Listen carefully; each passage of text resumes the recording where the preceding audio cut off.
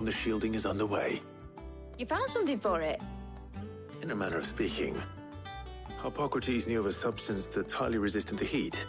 A coating that should provide the protection you need. He's supervising the construction and testing of the shielding as we speak. Brilliant! I knew you wouldn't let me down. Don't thank me. I'm just the errand boy.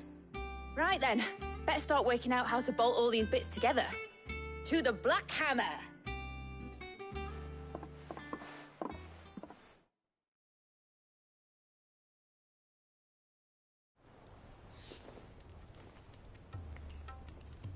You know, when I got into the smithing game, I thought I'd be making swords and shields, not thermal bleeding didgeridoo-dahs. Displacement stacks. Same difference. Whatever you call it, I ain't putting it together in here. It's cramped enough as it is.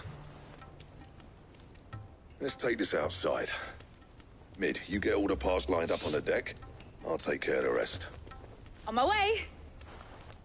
Oh, and bring me the biggest hammer you can find. This is gonna require some precision walloping.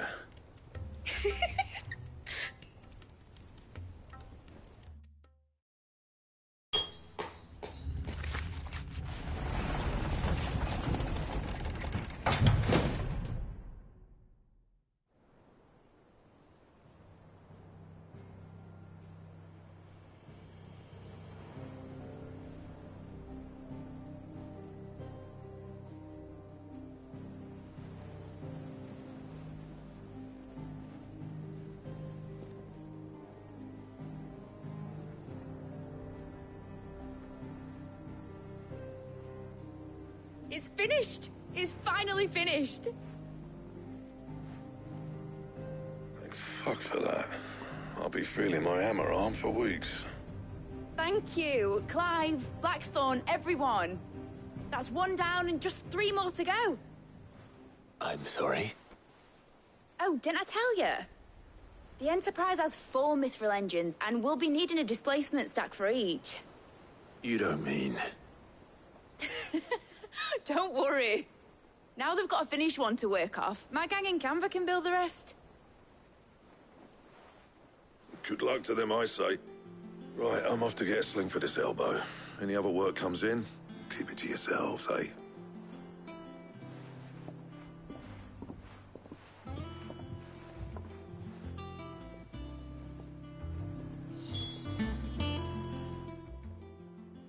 What's the matter? Nothing. Just daydreaming. Thinking about the Enterprise sailing off over the horizon to shores unknown. Searching for a land untouched by the Blight. Just like me and my dad planned. So if the worst came to the worst and every scrap of soil in the Twins turned black, we might still have a chance. That's what she was meant to be. You see, one last chance just in case we needed it. But now she's so close to being finished, I've realized I don't want her to be that. I don't want her to be just a lifeboat for us to cling to if things get desperate. I want people to sail aboard her by choice, not from the lack of it. In a world where we're not just trying to survive, but where we can actually live. I'm working on that. And I'll do everything I can to get you what you want. Don't you always? All right. My mind's made up. As soon as the Enterprise is fit to sail, I'm putting her under your command. Sod our plans, I'm trusting in yours. Are you sure about this? Something tells me it's what my dad would have wanted. He'd be proud of you. You were gonna visit his grave, weren't you?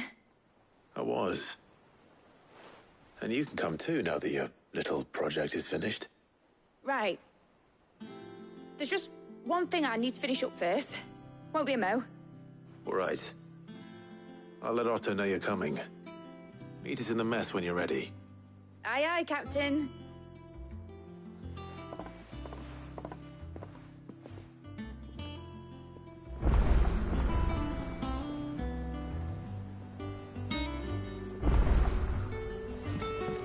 Told me she was building a ship. Really? That's a ship. Let's sail it round the lake.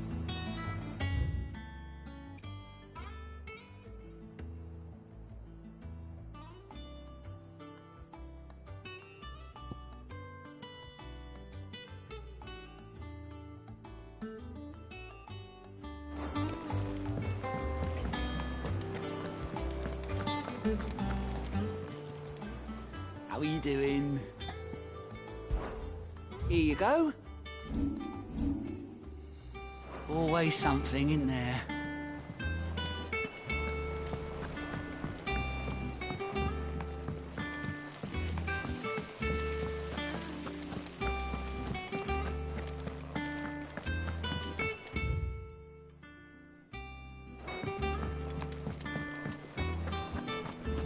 Think Mid might need some help.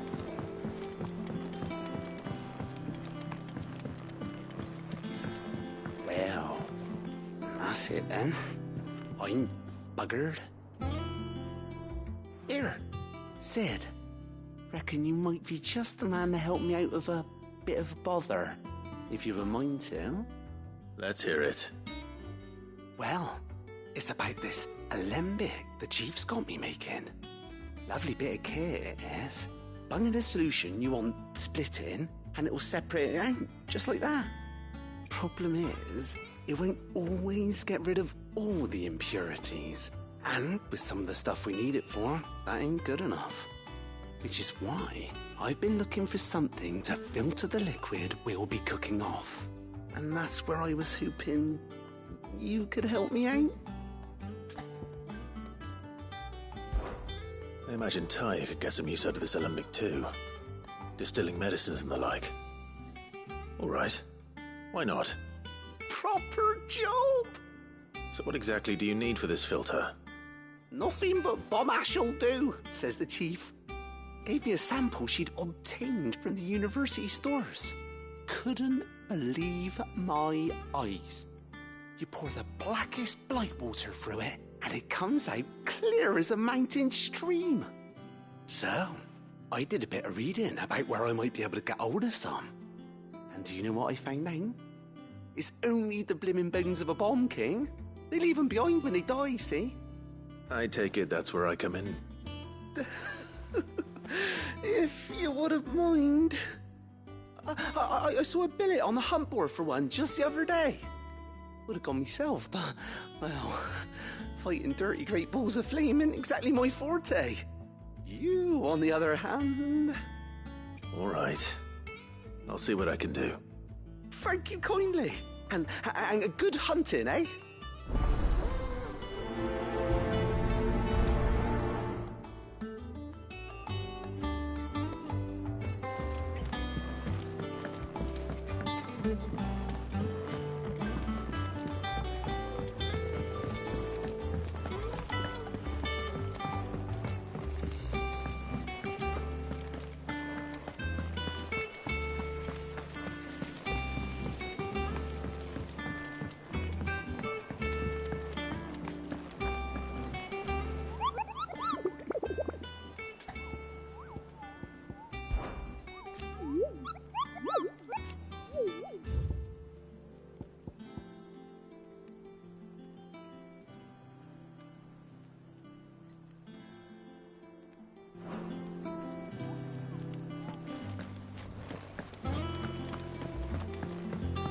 Meg told me she was building a ship.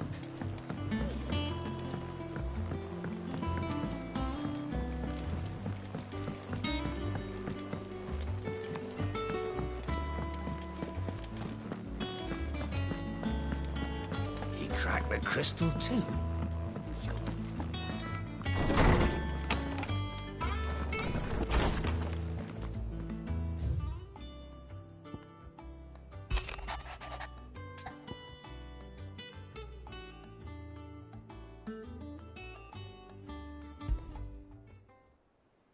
Trouble with the ledgers.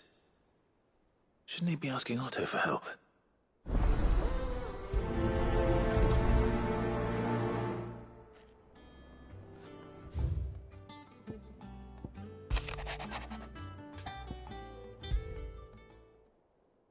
What could be wrong with Torgor? He seemed well enough when I last saw him.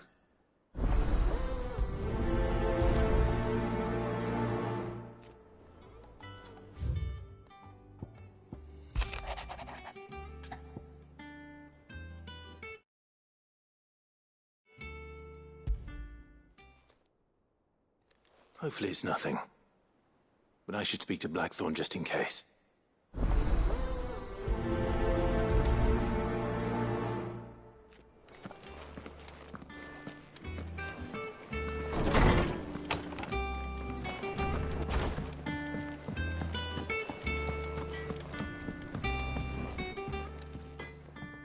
Blackthorn, do you have a moment?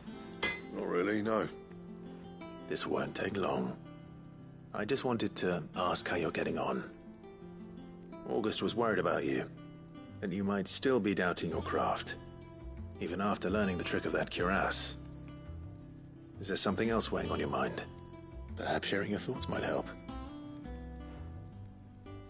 That bastard's like a dog with a bone. Still, you've got a keen eye, I'll give him that. He's just, well, Karen showed me something. Something I've never seen before. And that was? A sword. An odd-looking thing with a single-edged blade. The metal itself wasn't anything to write home about, but fuck me. The edge on it. You could slice a man clean in two with a weapon like that, and he'd be halfway home before he even realised he'd been cut. So that's what's troubling you? No. Not troubling me exactly. More distracting. Can't stop thinking, how do you get an edge that sharp? It's driving me mad. And if you knew how to do it, we could arm the curse breakers with even better blades. That's about the size of it, yeah. I'll see what I can find out. Sharper swords are always welcome. And we can't have our master blacksmith being distracted. You're a soft touch, you know that. But I can't say I'm not grateful for it. Good luck, eh? Thank you. Let's see what Karen knows about this sword.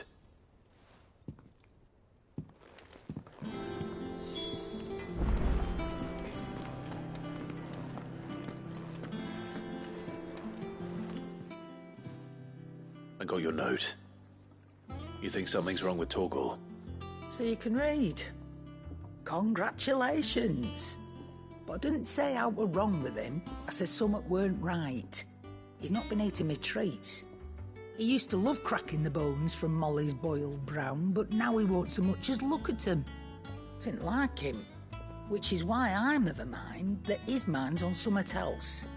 You've not been working him too hard, have you? No harder than usual. Is that it, boy? Do you need a rest? What was it you said he was? A frost wolf? That's what the lawsman seems to think. Then maybe this all has something to do with whatever it is that's woken inside him. I suppose things have been different since Rosalith. Perhaps Hippocrates knows something. Instead of everything, you mean? Perhaps.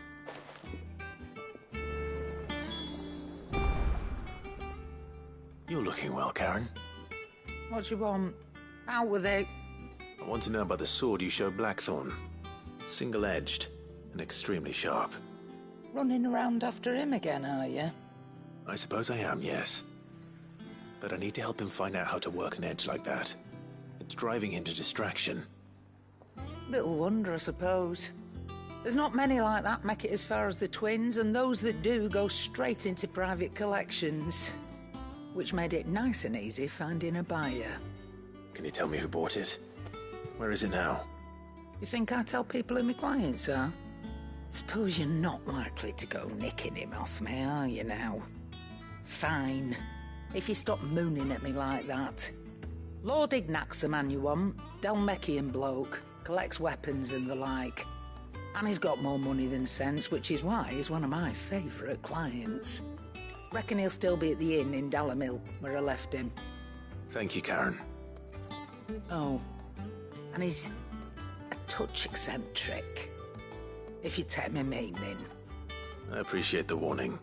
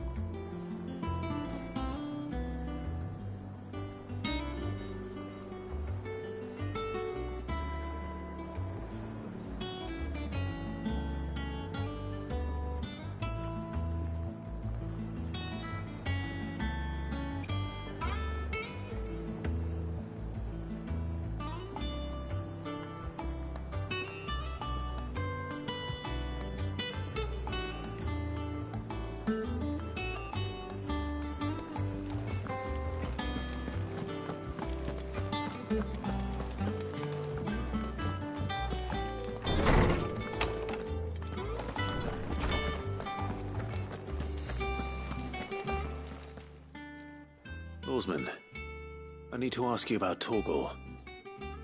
Something's not right with him. He isn't ill, is he? I don't think so. But according to Lady Karen, he seems to have lost his appetite, which is certainly a new development. She says he's hardly been touching his bones of late, and she believes it may have something to do with what happened at Rosalith Castle. I rather think she might be right, though not about his appetite.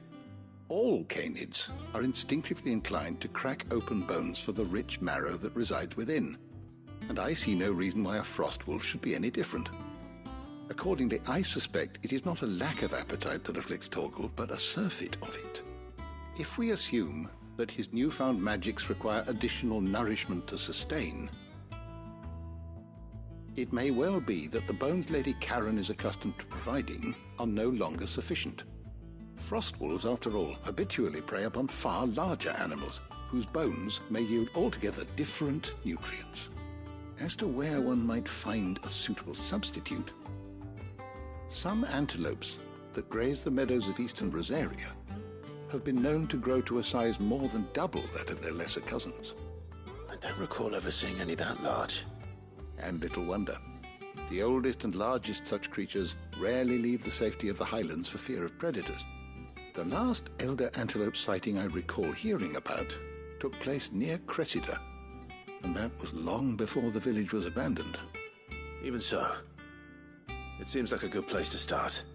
Good hunting, Clive.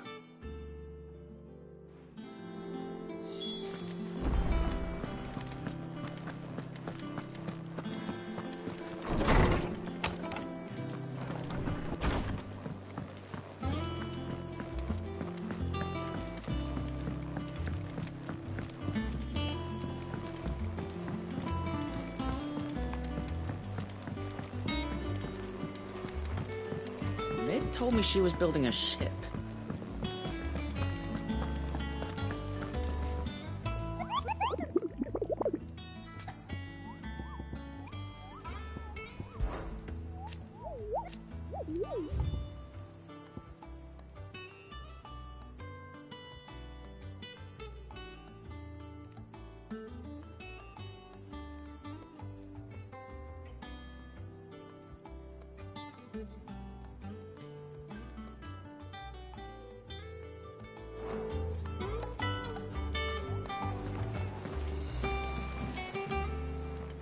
Clive, did you get my letter? That's why I'm here. Shh. Otto won't be listening.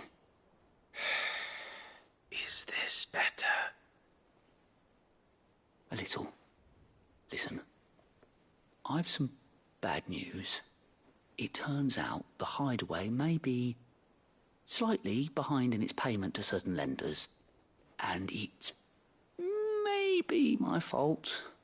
But I swear to the goddess, I thought I had the numbers square. Sadly, that square turned out to be more of a circle. 0, you might say. I can straighten it out, I swear, but it's going to take some time, and I'm going to need help keeping it from Otto. Bit late for that, I'd say. There you are! What a surprise! So let me get this straight. You forget to pay our lenders what they're due, and instead of coming straight to me, you get Clive to come to you. And I hope he'll dig you out of the hole you've dug for yourself. Clive, the man in charge of the place you've been cheerfully trying to bankrupt. And you thought this was a cunning plan. Why? Well, who needs paying? Oh, just Martha. And the dame. And, well, Lady Karen. But only 500 talents. We owe 3 of our most trusted friends 5 million gil. Each. 5 million each. they lent us the bulk of the money we used to rebuild the hideaway, you see, and, well, I must have made some sort of oversight. Those ledgers were my responsibility, and it was my decision to entrust them to you. This is my fault. Do we have that much to hand? I can always ask my uncle. No, we don't. And no, you won't. We've lightened Lord Rosfield's purse enough. After the king's ransom we had off him, he deserves better than to see our begging bowl. Besides, we'll need to learn to stand on our own if we're gonna make this work. All right. But that doesn't mean you have to shoulder the burden yourself. Is there anything I can do to help? There might be. How'd you fancy taking these to Martha and the Dame? Rocks. Rocks, he says. Worth 1,000 talents apiece, these are. A little something Sid and I set aside for when times got lean. And I reckon 15 million in overdue debt probably qualifies. I just hope our associates' eyes are a bit more discerning than yours. I'm sure there will be. Should be me making the rounds, really. But you know how it is with this place. Orders to bark, arses to wipe, and all that. I know. Which is why I don't mind going in your place. Go. Do you know why I only gave Master Clive here 2 star rubies? Because you'd rather Lady Karen killed me. Because I'd rather Lady Karen killed you. Yes. Well, I suppose this is goodbye then. Don't worry. I'm sure Karen will understand. Really? Do you think so? No, I don't.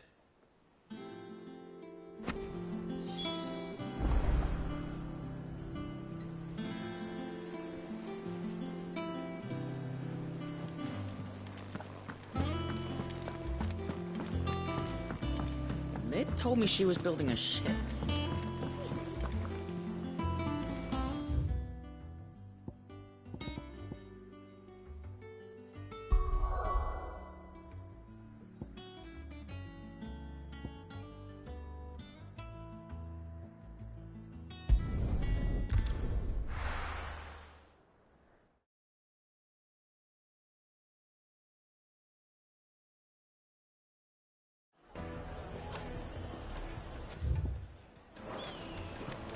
People take notice of wealthy men. Shouldn't be too hard to track down Karen's collector.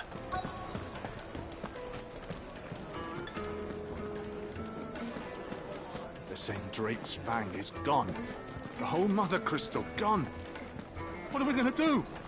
Calm yourself. We don't know for sure. It could have just been a tremor. Back again, are you? Any more trouble and you'll be barred for life, however deep your friends' pockets might be. Here. You. Listen. I've got this theory. The Fallen. I don't think they all fell. Some of them are still living among us. You could be one of them. I could be one of them.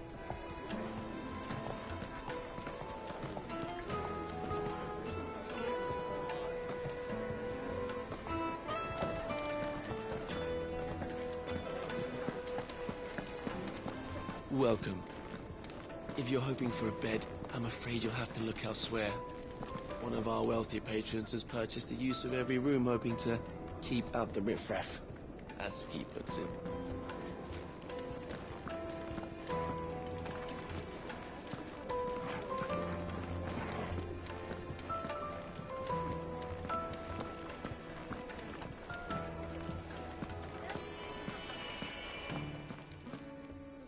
My reputation will be ruined! Ruined! Calm yourself, Lord Ignac, I beg of you, before you do yourself a mischief. Pardon the intrusion, but... Out! Get out! I paid for these rooms so I wouldn't be disturbed. Leave me be! please, allow me to apologize. His lordship is going through a difficult time, and he's never been fond of guests arriving unannounced. Radim! Get rid of the filthy oaf this instant! Very good, Lord Ignac. Would you mind stepping outside for a moment?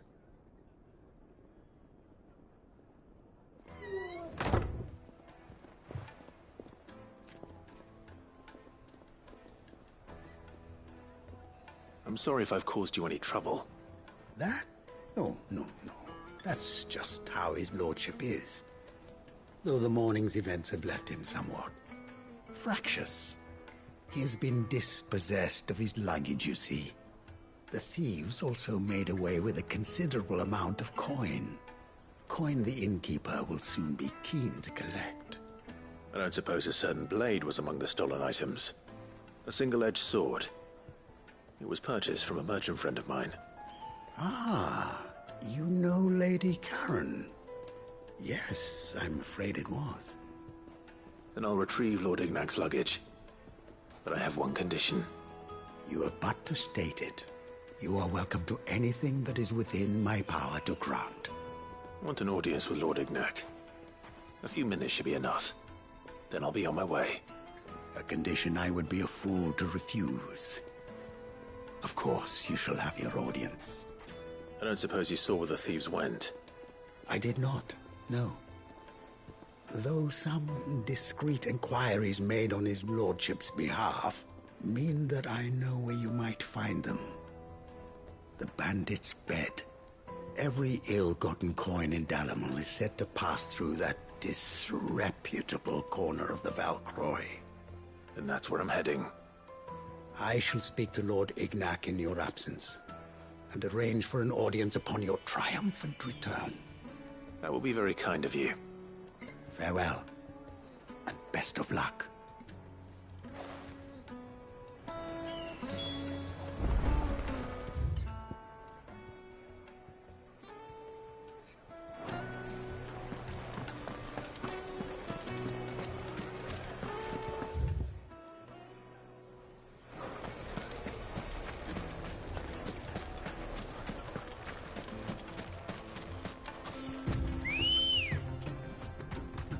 Good girl.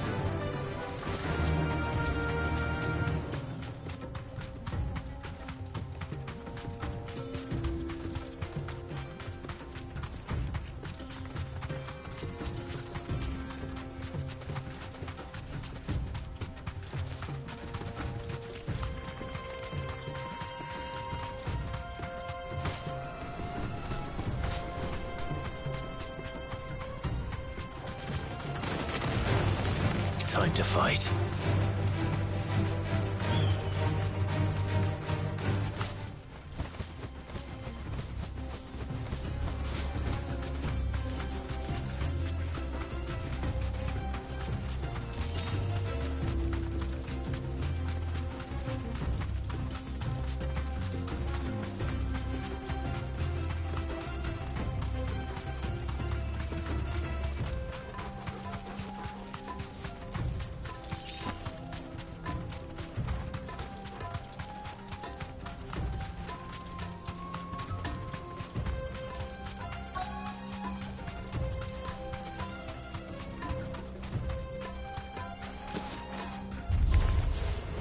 Got company!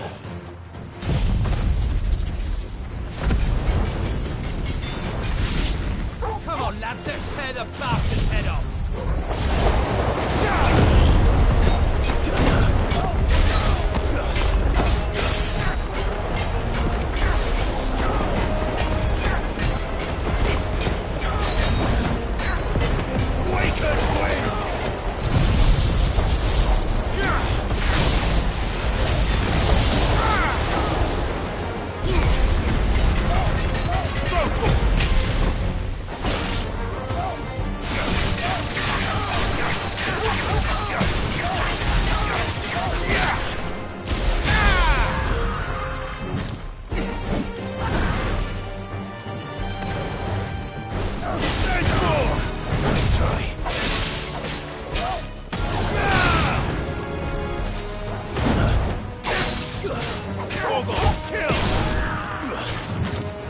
Nice try.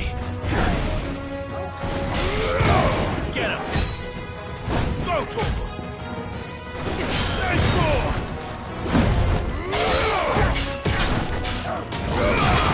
Slow.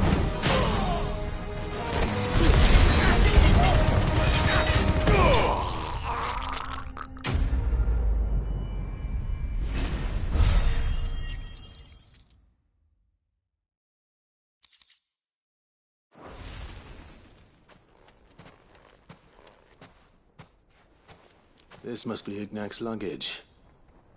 Nothing seems to be damaged. All right. Let's get it back to Dalamil.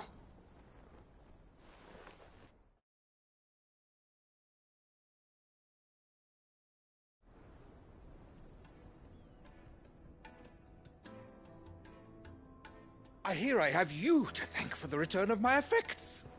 What shall I call you, my good man? Wyvern. Glad to make your acquaintance. A formidable name indeed. Well, Wyvern, I appear to be in your debt. Redeem here tells me you wished for an audience. Is that all? A few moments of your time should suffice, yes. You're a peculiar fellow, Wyvern. All right, speak. Master Wyvern was wondering if you could tell him about a certain single-edged sword you recently acquired. Oh, a true work of art, that one. Karen drove me hard on the price, but I would have sold her Radim here to get my hands on that sword. It was made in the Outer Isles, far beyond the Twins, and is used exclusively by the practitioners of a unique school of swordsmanship.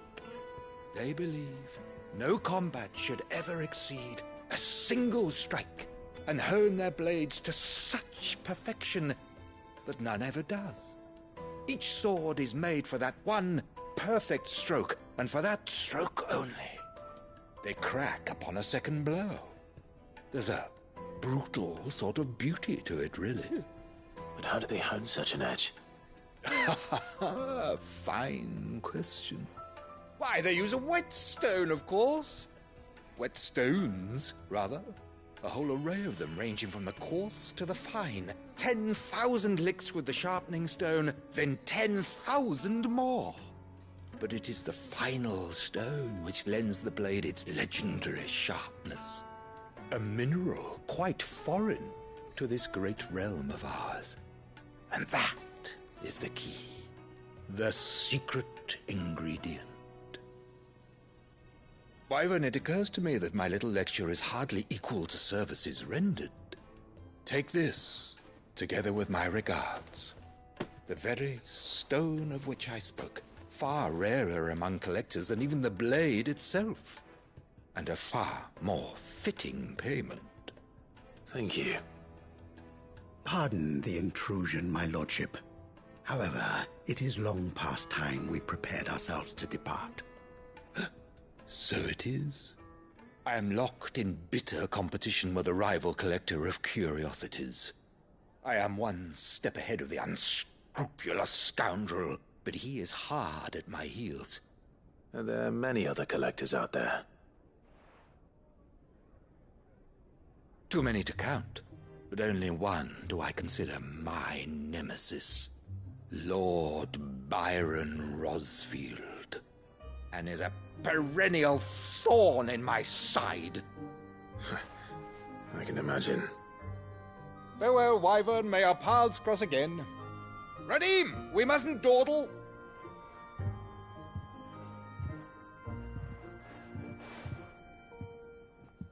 I think his lordship is rather taken with you, Master Wyvern. Thank you again for your assistance. Coming, my lordship. I'll be right there.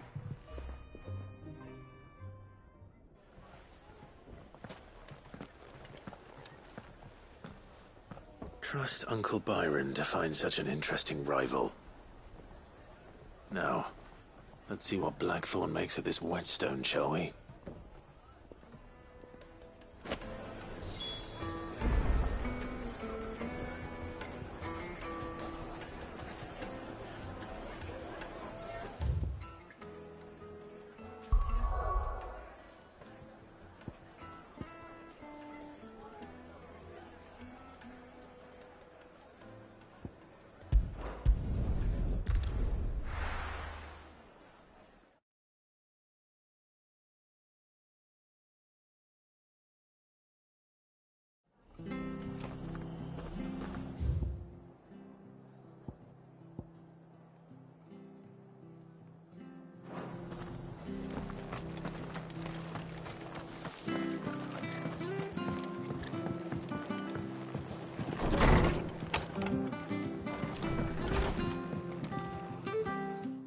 Clive, we weren't expecting you. I wasn't expecting to be here, but it seems we still owe you a considerable amount of coin for your help with our rebuilding efforts. And though I doubt it's what you were expecting, we were hoping you'd take this as payment.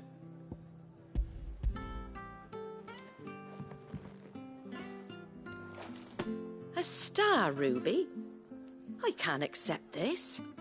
It's worth at least twice what you owe me. More if you can find yourself the right buyer. Think of the difference as interest. Interest? If word got out I charged that much, no one would ever borrow from me again.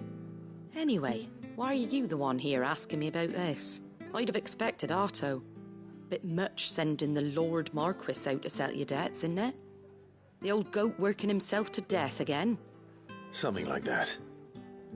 Most days I think he's the only reason the hideaway's still standing. Same as always, eh? Back when the place was nothing but a twinkle in the eye of a recently retired Lord Commander, word is he was the first one Sid reached out to. Probably knew that without his strong arm and level head, the idea would never get off the ground. Sid may have been the face of the hideaway, but Otto's always been the backbone. And when Sid passed away, we were all worried that would be the end of it. That Otto would just give up. His death was hard on everyone. But it must have hit Otto hardest of all. But he didn't give up, did he? Quite the opposite, in fact. If I recall, he was the one who nominated you as Sid's replacement, and rallied the rest around you. I reckon what he saw in Sid, he saw in you too. And don't we all? Doesn't hurt that you're half as stubborn and twice as handsome, neither. That, and you keep good company. I suppose I do.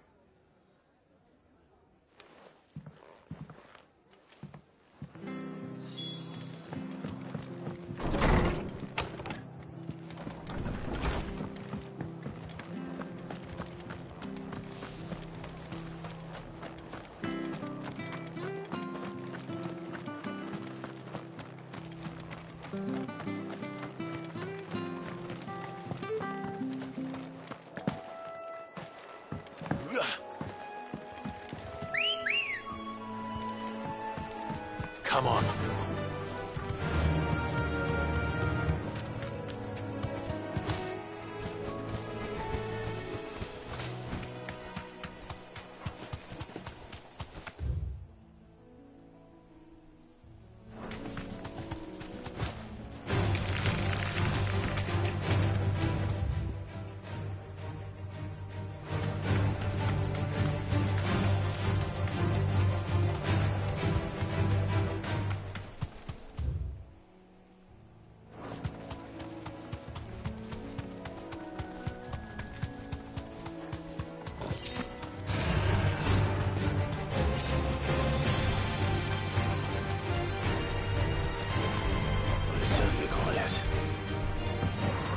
Giant antelope.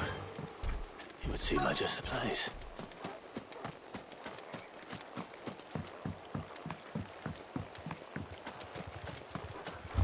I doubt we'll find one bigger than that.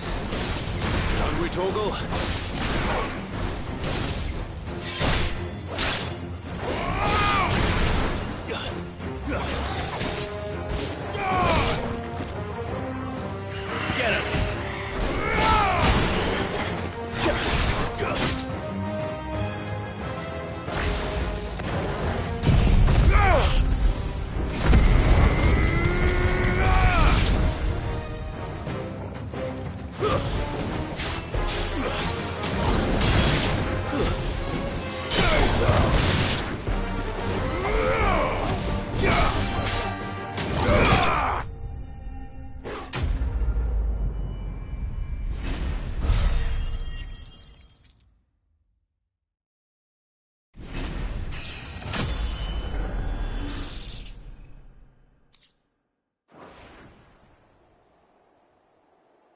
Now,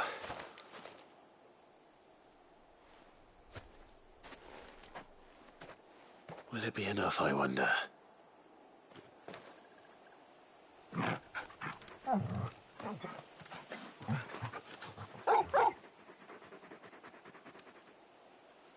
I say that answers my question.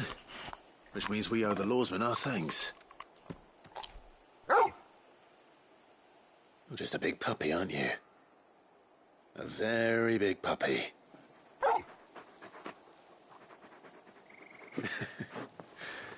You do know you can take that with you, Torgal. Lady Karen will be relieved to hear you got your appetite back. Come on, boy.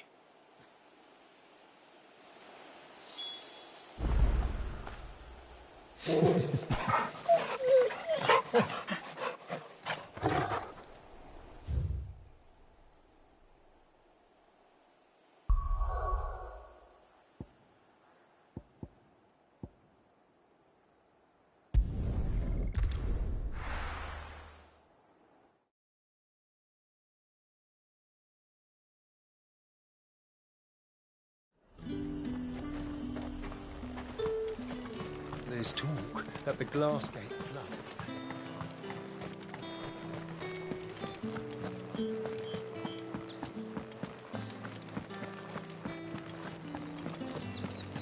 Did you hear?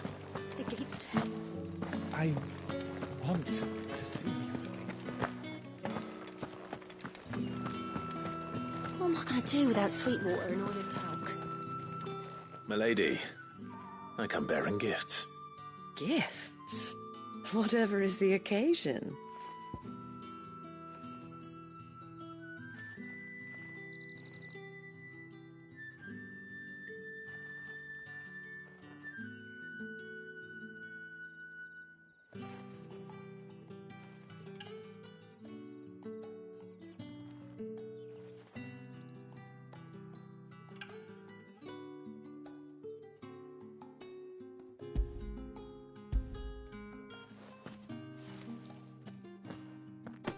Oh my.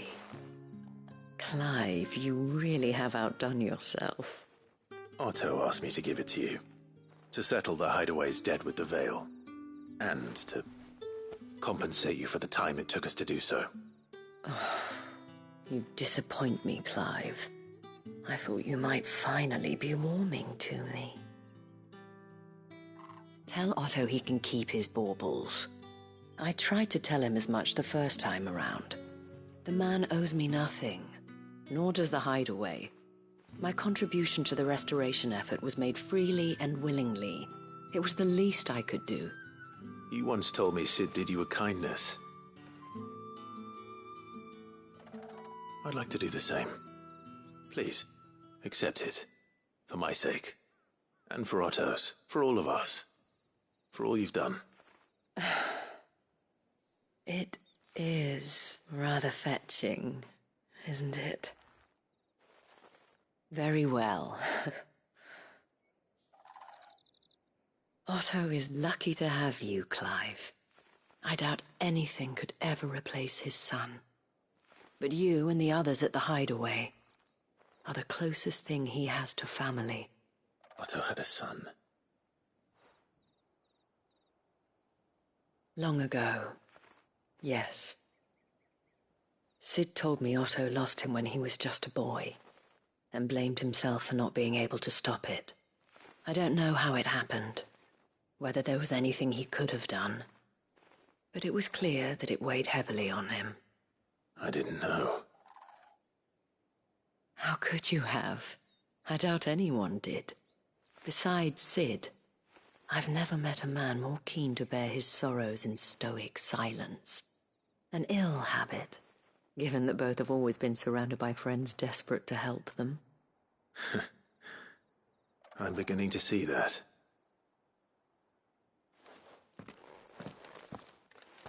Gob will want to know the stones were delivered. If he's still with us.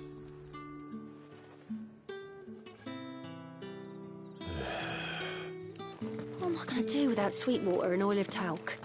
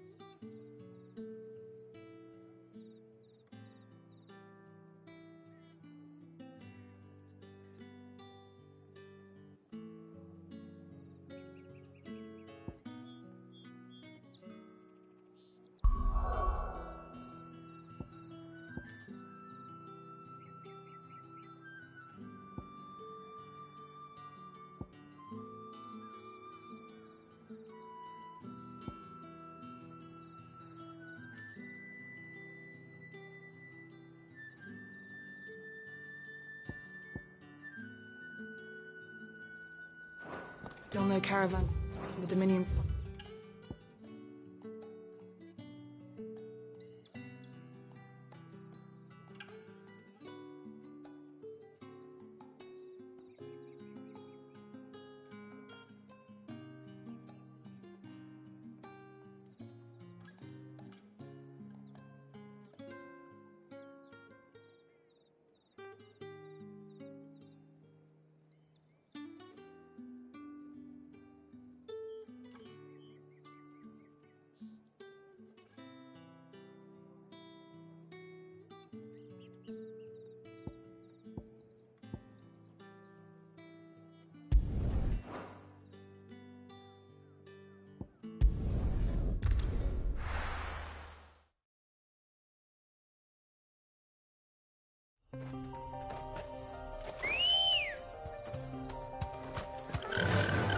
Run like the wind.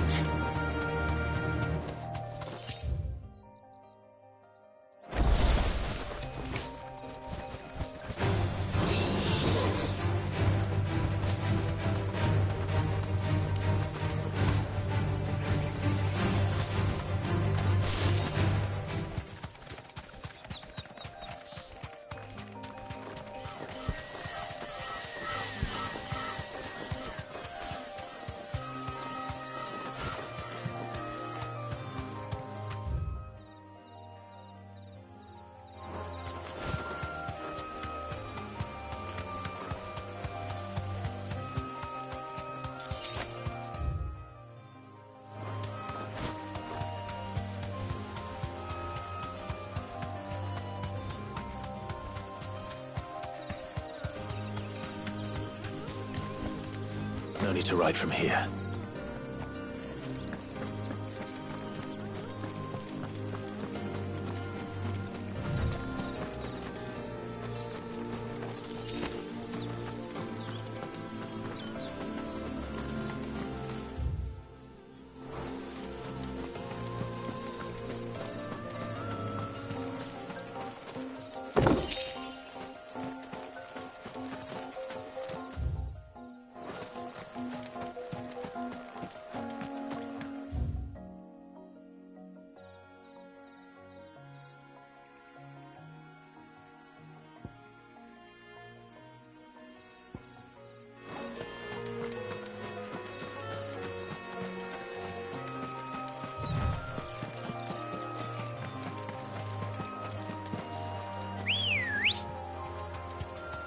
Let's go.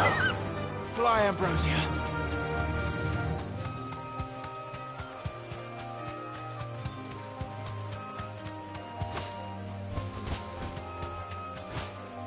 It'll do, girl.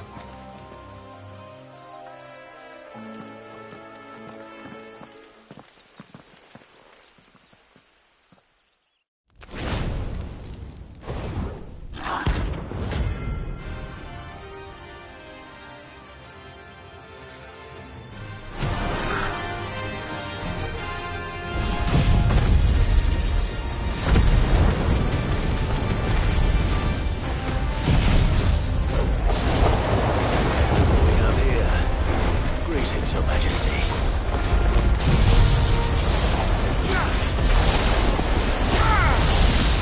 Fire and flame!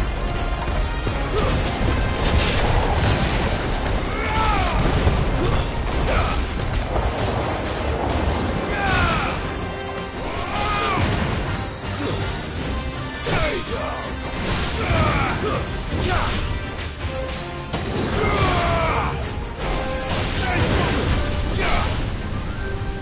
Nice try. All yours, Torgal!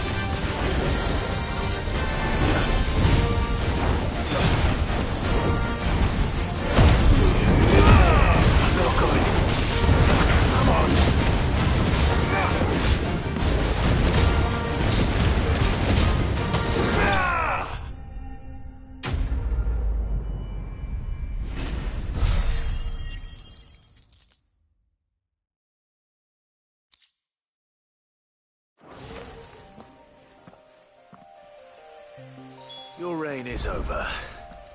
Now to collect the ash. I should... This looks like the stuff. Let's see if there's any more.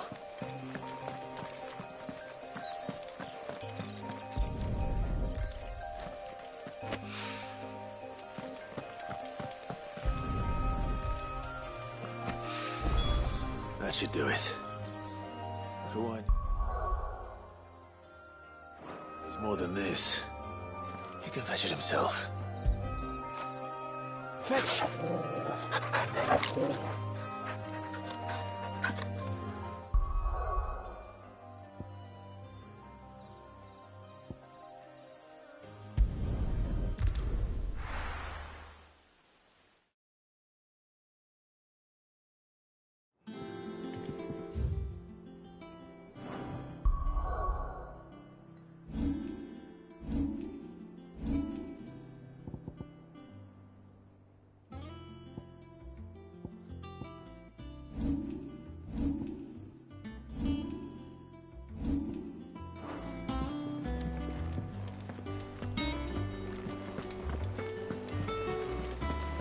Is that the thing Tomes helped? Mid told me she was building a ship.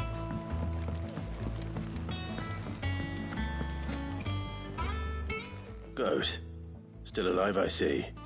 So Lady Karen accepted the ruby. Ah, about that.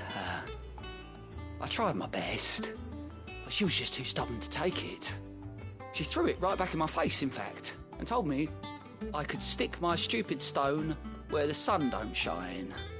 Karen refused payment. I hope it wasn't something I said. I'm sure you were as tactful as ever. Let me see what I can do. Oh, wonderful. I hope you have better luck than I did.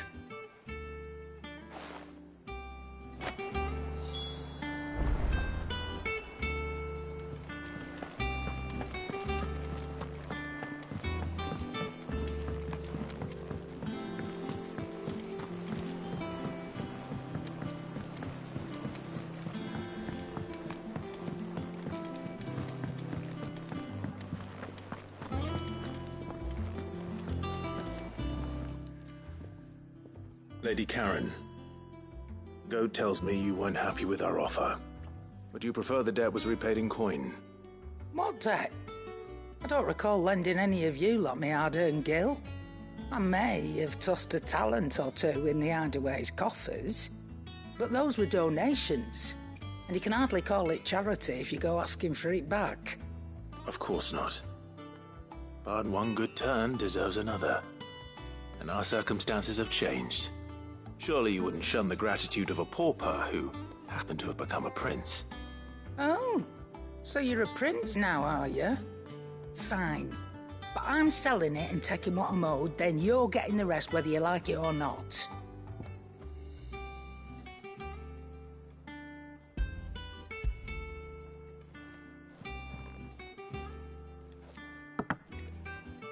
Where'd you even get this? A decent trader might nab 1,000 talents for a star ruby. A canny one, meanwhile, might claim it were nicked from the belt of Sid the Outlaw himself and ask twice as much. Might be I already have a buyer in mind. Might be you even know her. A fine continental maid whose beauty's only eclipsed by a guile in commerce. You wouldn't mind, would you? Not at all. Just be sure to tell her that it's always a pleasure doing business.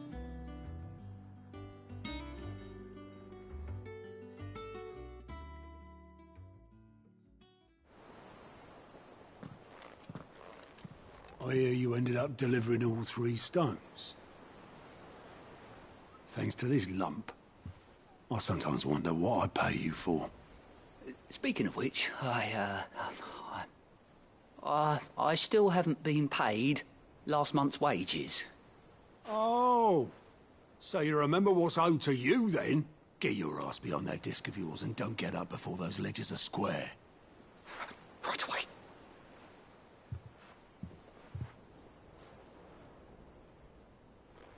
I've seen that before. You have, yeah.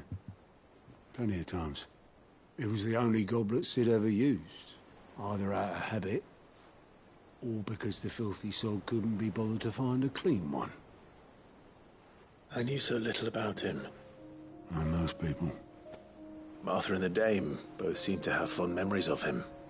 Huh. I bet they do. How long did you know Sid before he...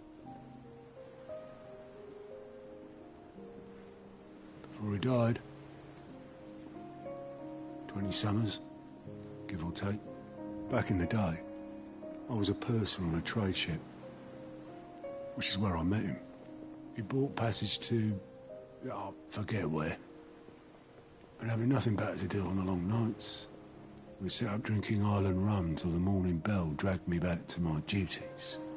Quit my post not long after that, on account of making a fine maiden's belly fat. But me and Sid stayed close, promising we'd one day sail the seas again. That was before fate stepped in and said she was having none of it. The magic woke inside my son soon after his first name day, and there was no hiding his knack. Couldn't you and your family have... My family were the ones who summoned the constable, wanted the monster taken away. I couldn't turn my back on him, forget what I felt, and I couldn't for the life of me understand how they could. Luckily, Sid was of the same mind as me. It was him who stood beside me when all I wanted was to tear the whole world down. Him who cried for me when I had no tears left of my own. Him who swore he'd do everything he could to stop it from happening again. And he was true to his word, too. Left the Royal Army once and for all. His ranks, his ribbons, gone. Just like that. Threw away everything he had. All to right a wrong that no one else had the courage to face. I knew then I'd follow that man to the ends of the earth.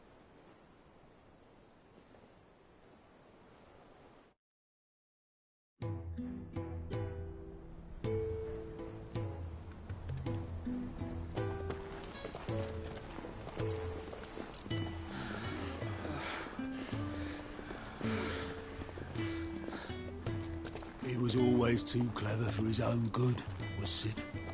Saw the world for what it really was, while the rest of us were content to go along with the lie we were shown. And it can't have been easy, bearing that burden alone.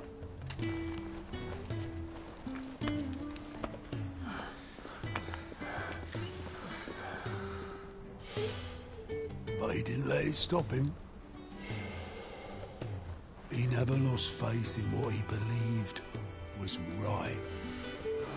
And that gave us faith in him. Faith he'd steer us true. So I swore to myself that I'd always be right behind him, ready to catch the stubborn sod, if ever he should fall.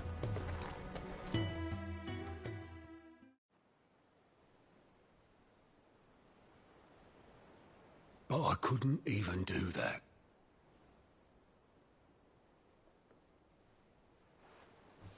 Ignore me. Just the ramblings of a tired old man. Leave that lot. I'll tidy it up in a bit.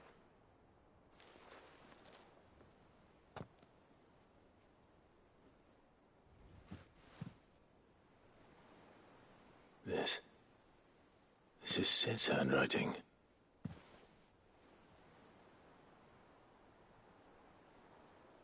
Dear Otto. I may be drunk, but I wanted you to know this place would be fucked without you. I love you, you grumpy old sod.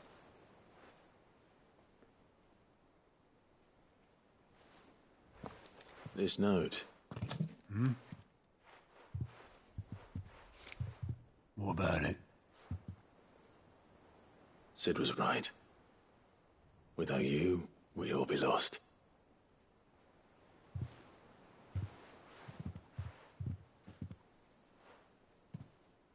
should have bloody well said so then. Just once. Before he went. But then, why would he? Him, or anyone? I'd only have told him to piss off.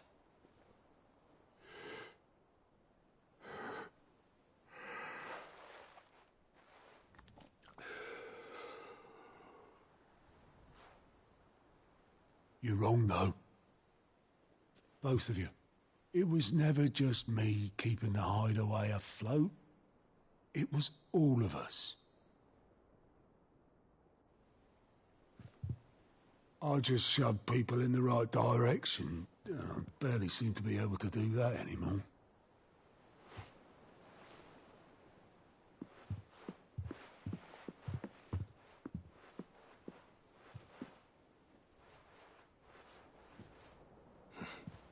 Would you rather go were at the helm?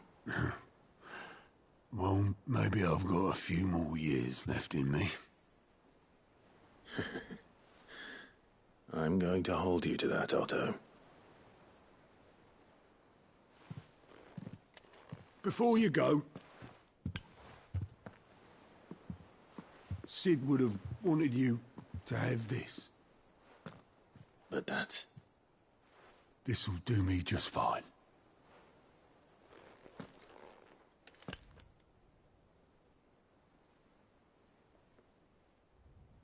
Thanks for the ray of sunshine. I'll see if I can't pay you back. Already have.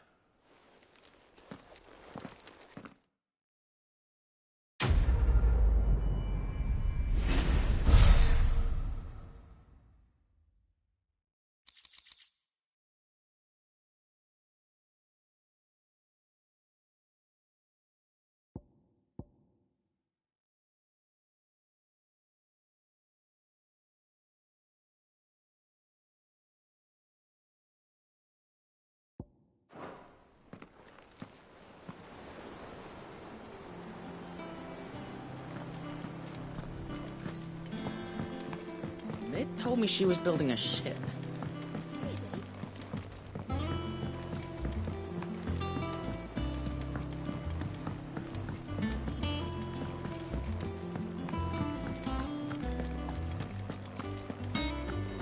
He cracked the crystal too.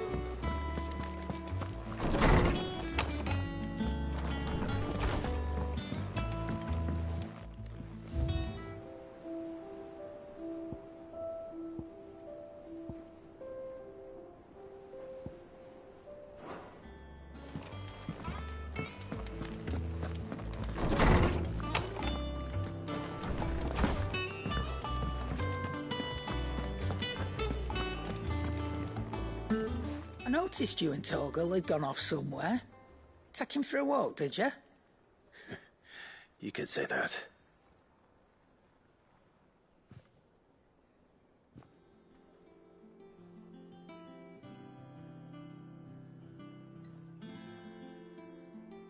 So, Molly's leftovers weren't good enough, eh?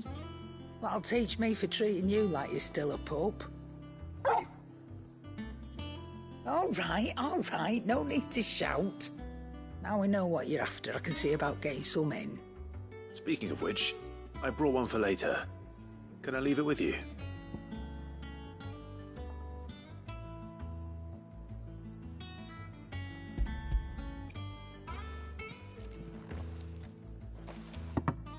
You can, eh? I'm nice like that. In return, you can thank Tomes for me. The bloody know-it-all. I was just on my way to see him.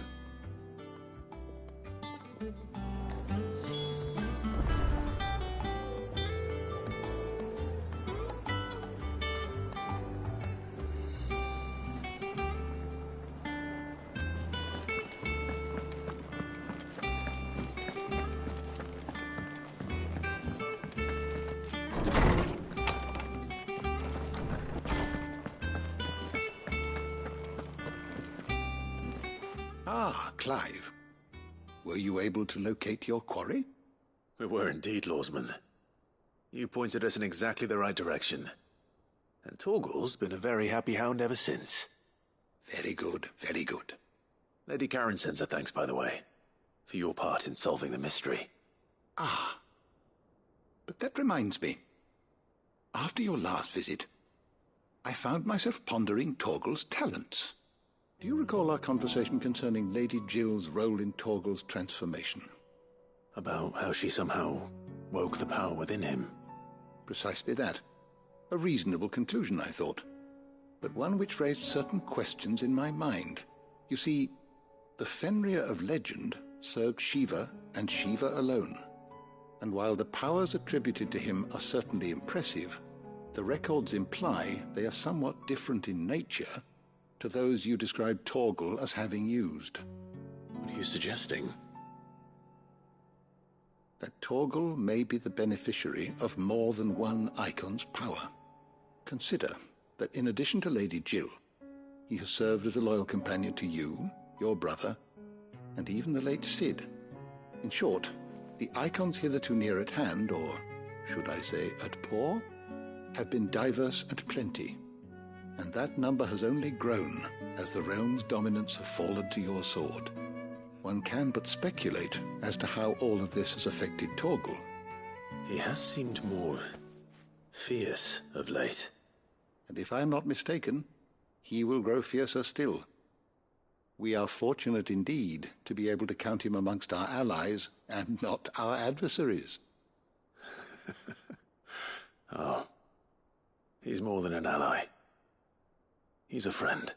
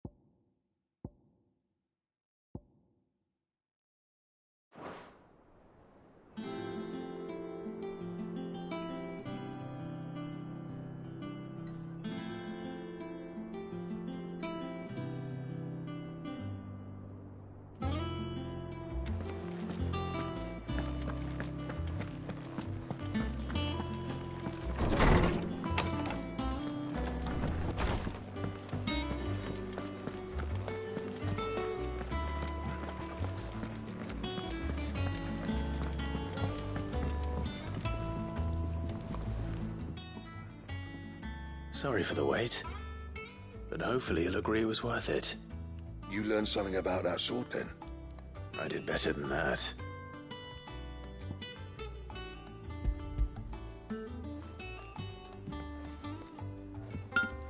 A whetstone? Yes. But not one you'll find anywhere in Valisthea.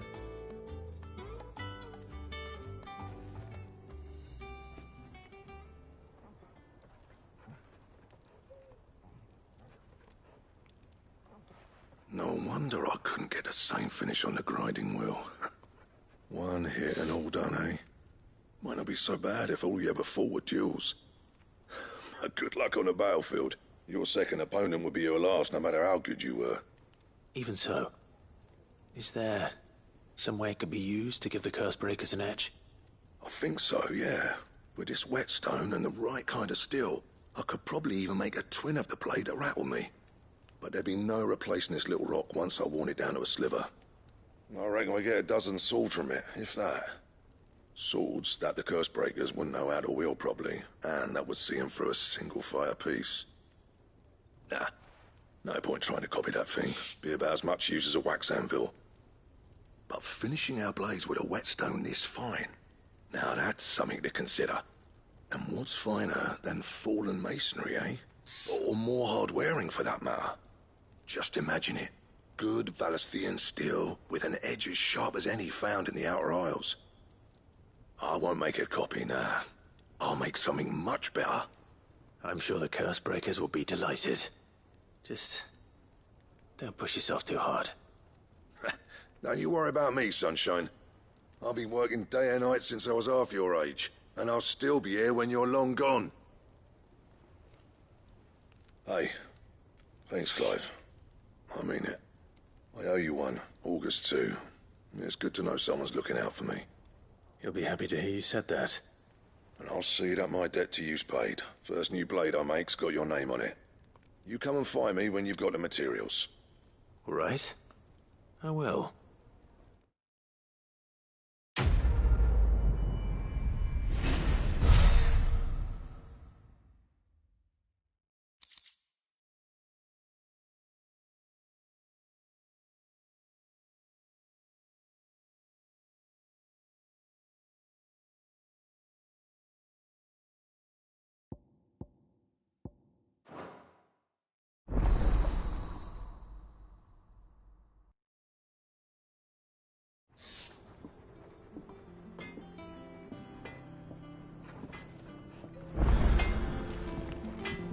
Back, are ya?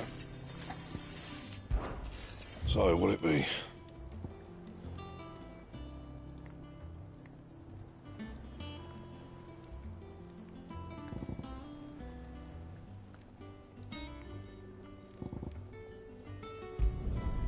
Could last you a good while.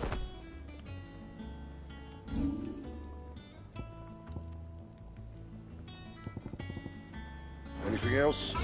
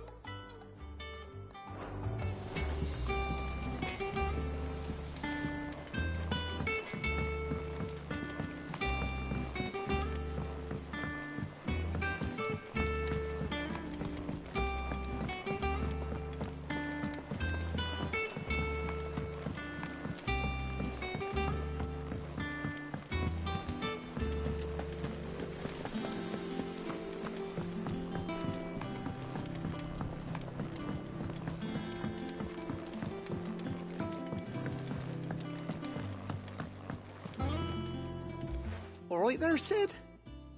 How's that hunt for the bomb ash going? I have it here.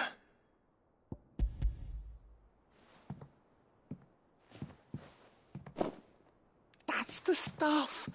And plenty of it, too. Enough to keep the Alembic bubbling away for a good old while. You're a gent, Sid. Let nothing say otherwise. Right then, let's get this contraption up and running.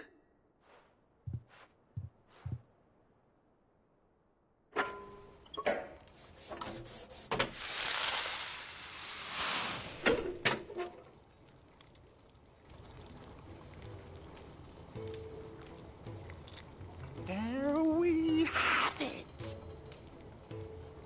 The Telemon Alembic. And it works just like the chief said it would. Very impressive. Says the man who cut down a burning boulder.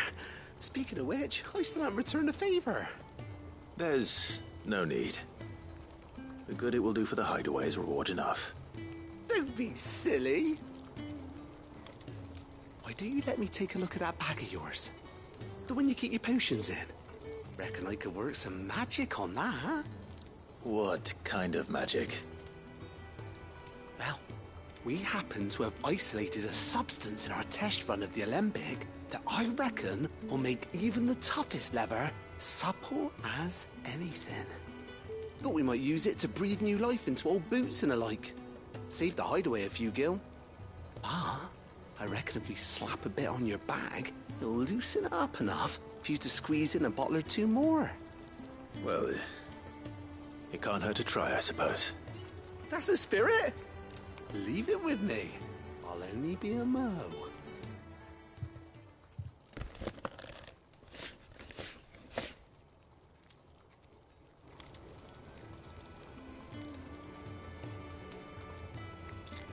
Well, what do you reckon?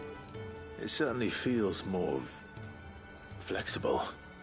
Right? Told you. Thank you. I think. No. Thank you for supporting Mid and the rest of us in our endeavors.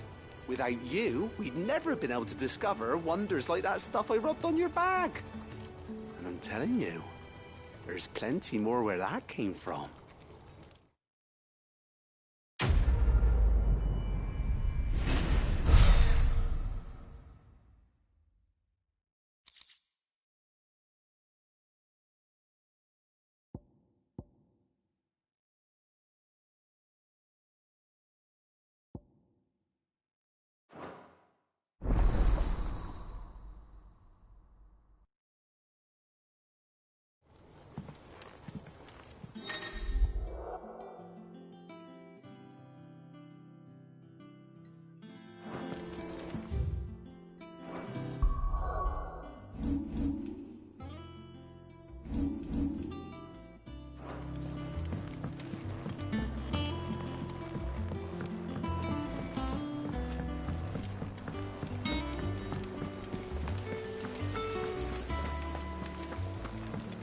Wish I could take one of our birds.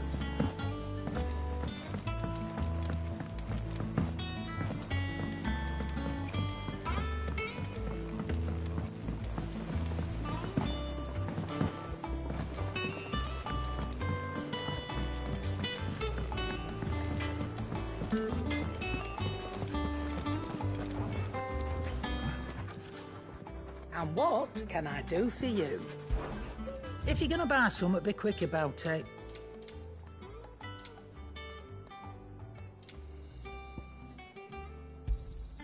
It'd better all be here. You'll not find a better price than that. You're rubbing me blind, you know.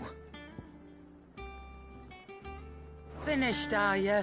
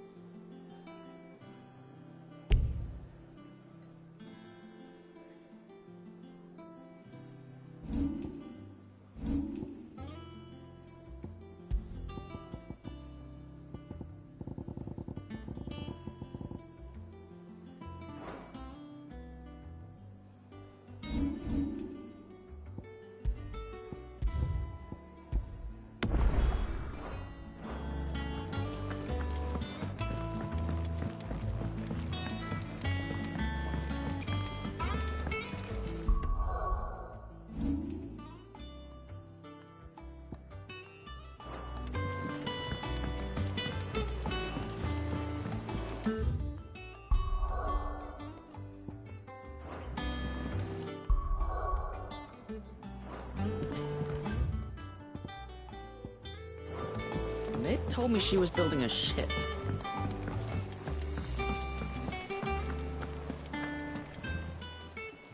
How may I help you today, Clive?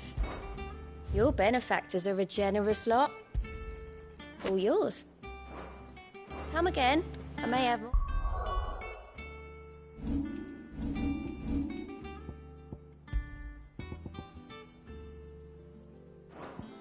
For ya.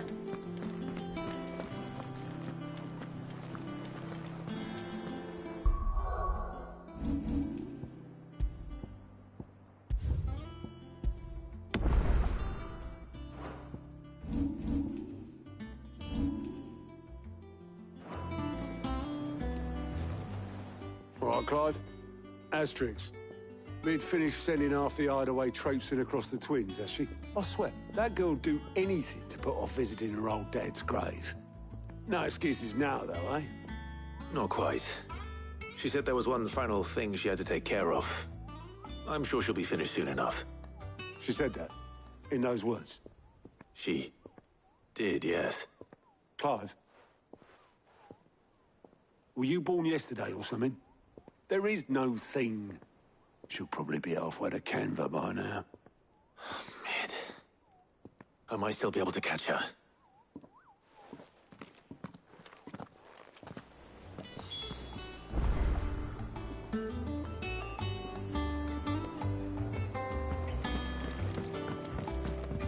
Is that the thing Tomes helped to build?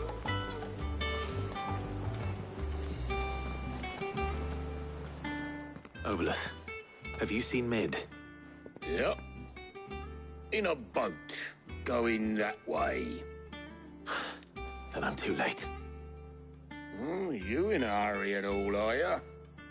Oh, I offered to take her across, but she wouldn't wait. Just paid for a dinghy and rowed off. Oars going like the clappers. Got some life in her, ain't she? But anyway, I was on my way up to see you, as it happens. Got a letter for you. Urgent, by the sound of it. One of your uncle's men said I was to hand it to you in person, post-bleeding haste. And you're here now. Thank you, Obolus. Don't mention it. What tidings, Uncle?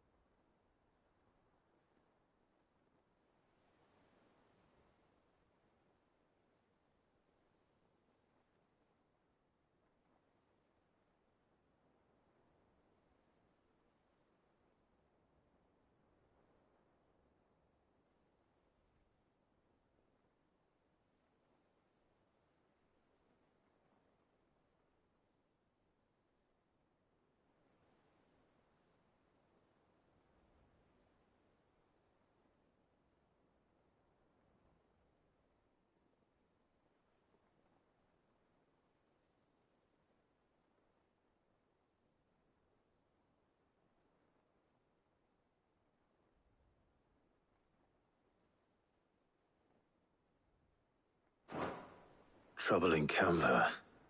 Well, I'll need someone to keep an eye on Mid.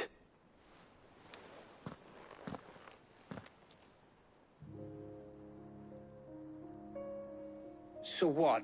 Mid got us to do all the dirty work and then just sailed off into the sunset? It, seems that way. Well, nothing we can do about it now. But next time you plan on visiting Sid, you might want to tie her to something before you suggest it. Ah, don't be so hard on her. Gotta admit, the dirty work was kind of fun. Everyone pitching in and all that bollocks. Just like when we built this place. You're right. Anyway, we all set to head to the old hideaway. I could do with getting to Canva pretty sharpish. Wouldn't do to keep Lord Rosfield of the Seven High Houses waiting now, would it? Not after he asked for me personally. Gav will be leaving with me.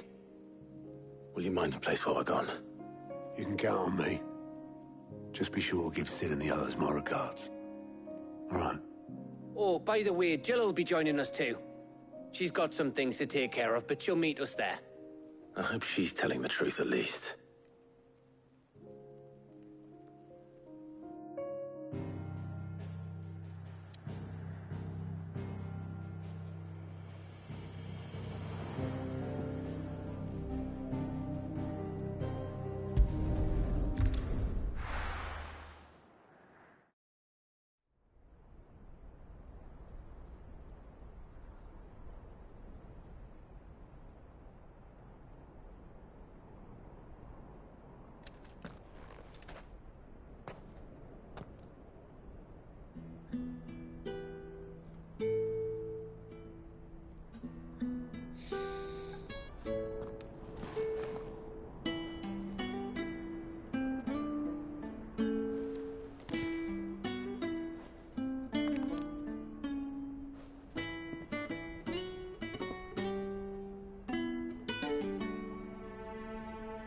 Well, Sid, I remember what you told me. But if no one is listening to what you have to say, you may as well not say it.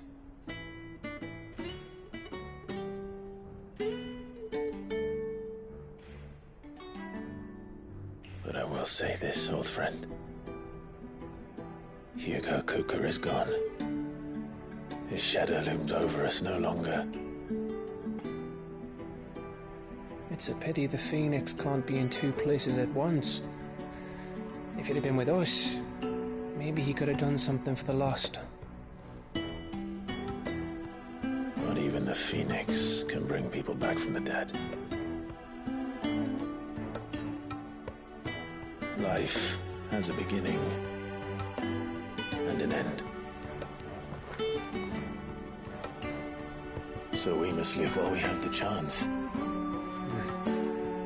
And not as slaves to the crystals, but as free men. May we join you?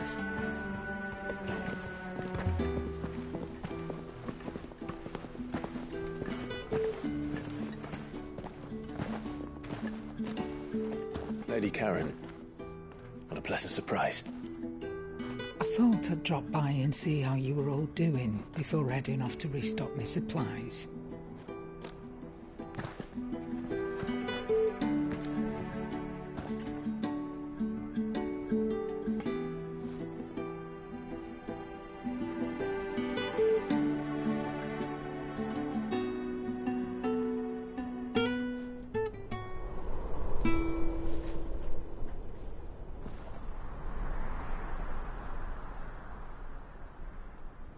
It wasn't the most scenic view back then, but it were never as bad as this. I know. The Blight marches on. And soon, there will be no escaping sights like these.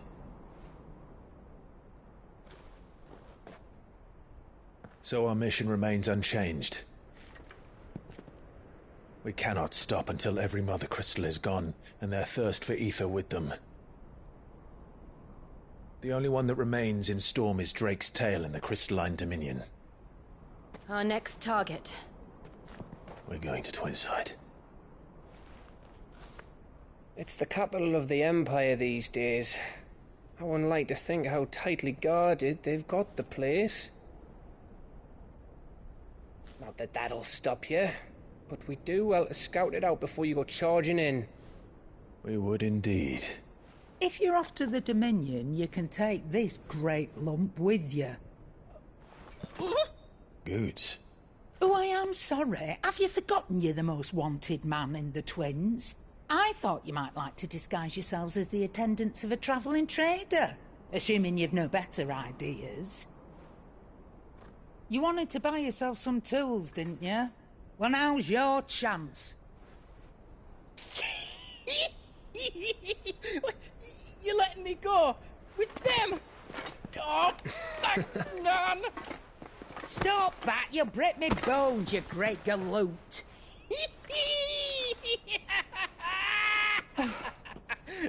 There's a caravan that runs back and forth between the Dominion and the Bocklad markets. It's managed by the Merchants Guild. Just show them Goots' traders pass and you'll be on your way. It'll be a damn sight less risky than footing it the length of the Crystal Road. That's for sure. Thank you, Karen. And glad to have you with us, Goots. Oh, okay then. I'll get me things and I'll meet yous there. See yous down in Bocklad. Get off! Me poor fingers! Jill, you're with me. Understood. And Gav? Already on my way, Captain. Be careful. Aren't I always?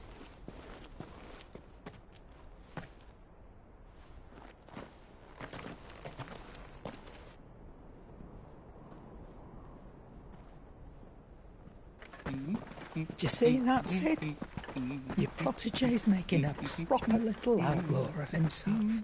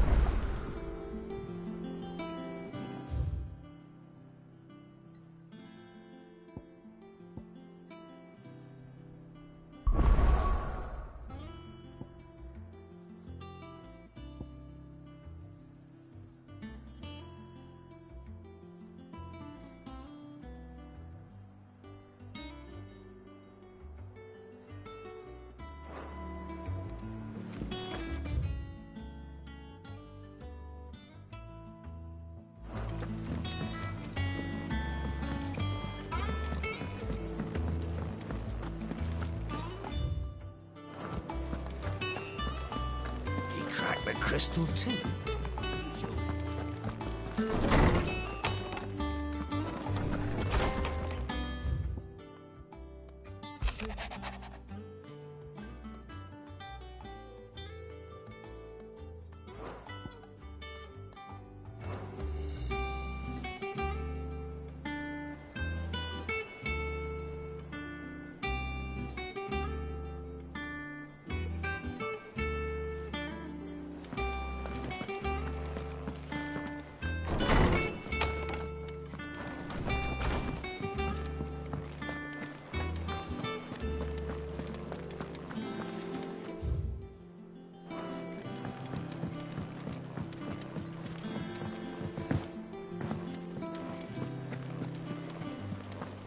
Is that the thing Tomes helped to build?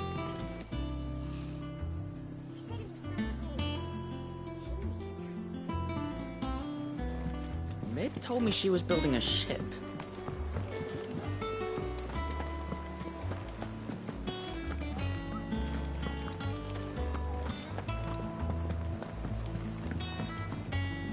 Here for another of my lectures. How may I help you today? Here's the latest information I have.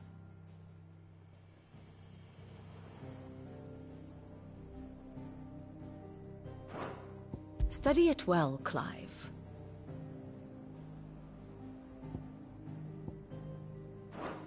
Very good.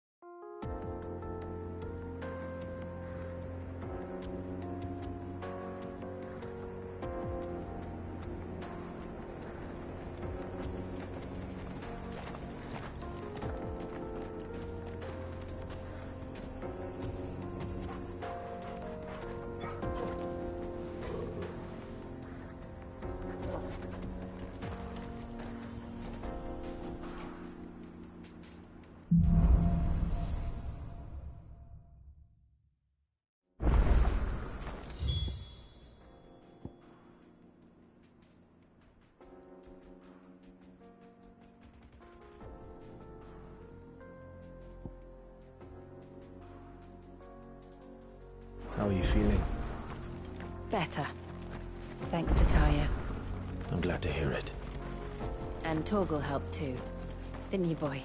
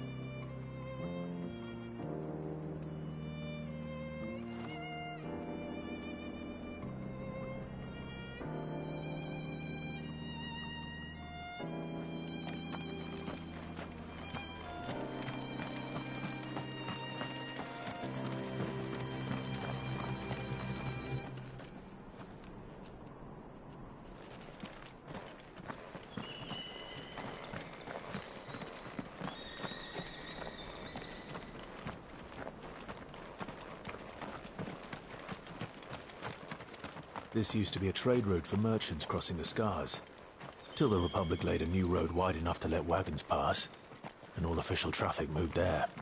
Leaving this one for those living outside the law. Indeed. I doubt we'll be the only outlaws on the trail today.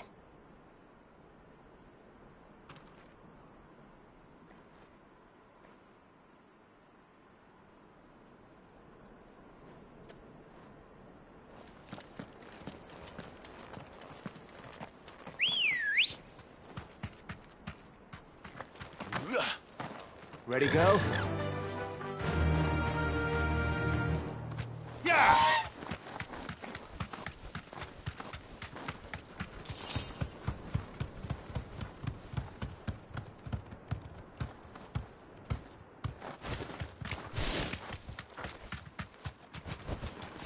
Straight home now.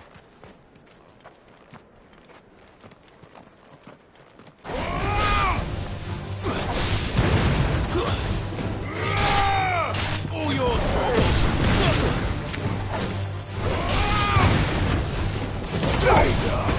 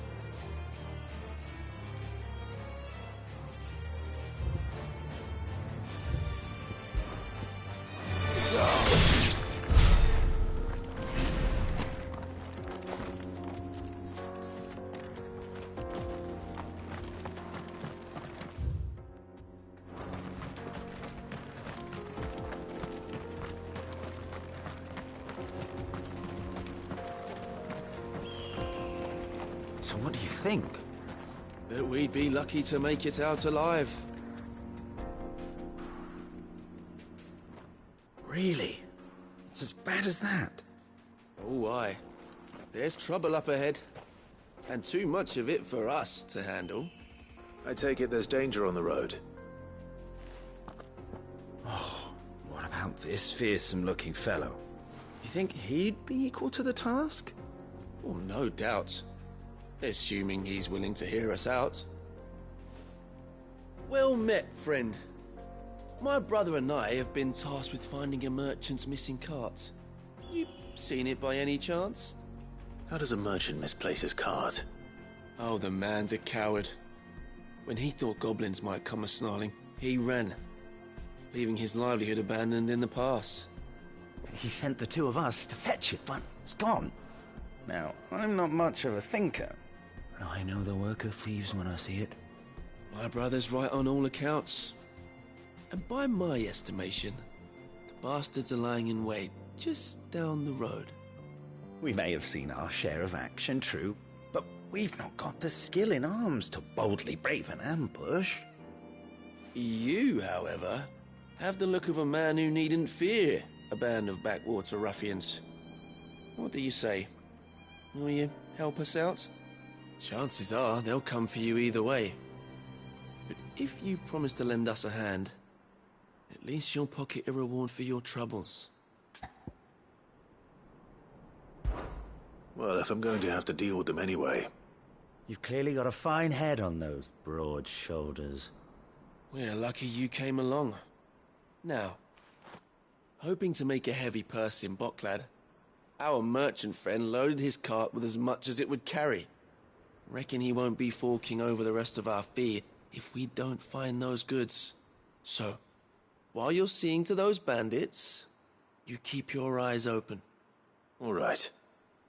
Just don't expect me to drag the cart out of there myself. No. You can leave the cart to us. You just put an end to those bandits and point us in the right direction. You do that, we'll take care of the rest.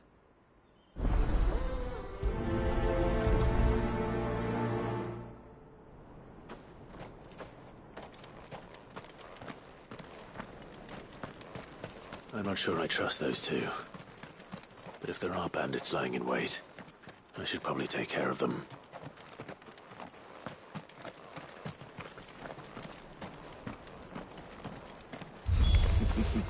Look lively, you lot. We've got guests. These must be our bandits.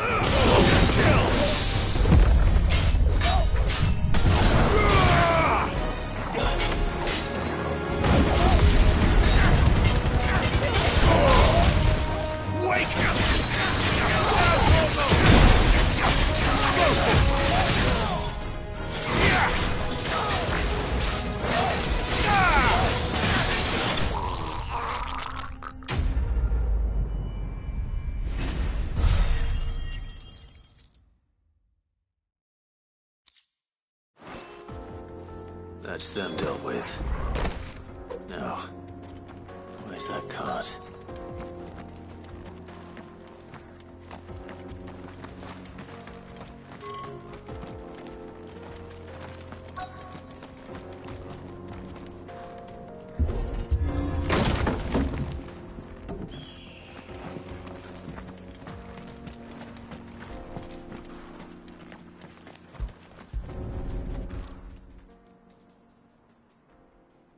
Getting all of this out of here will be a nightmare.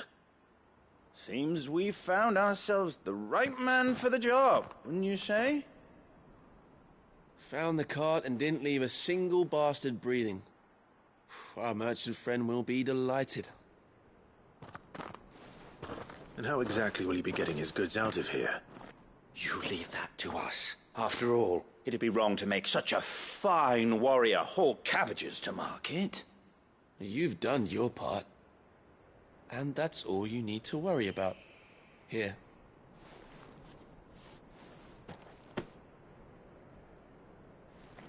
It's been a pleasure.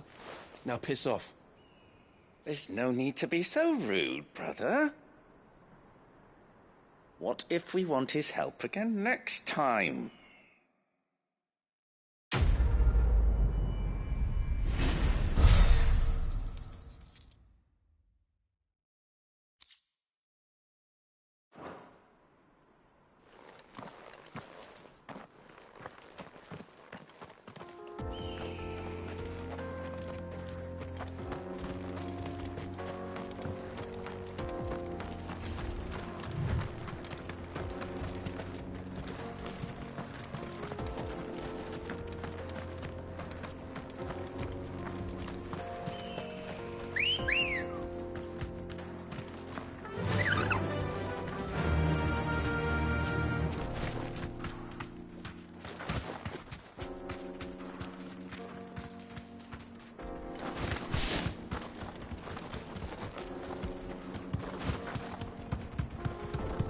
I see the Dalmex lag behind Rosaria when it comes to bridge building. The fallen ruin should hold, at least.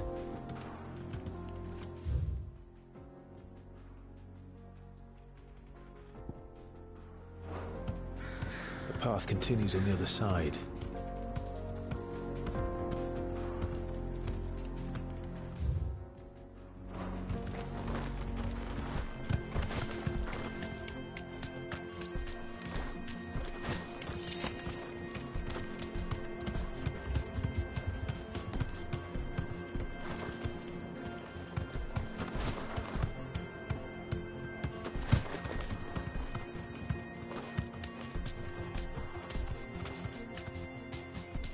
Be safe.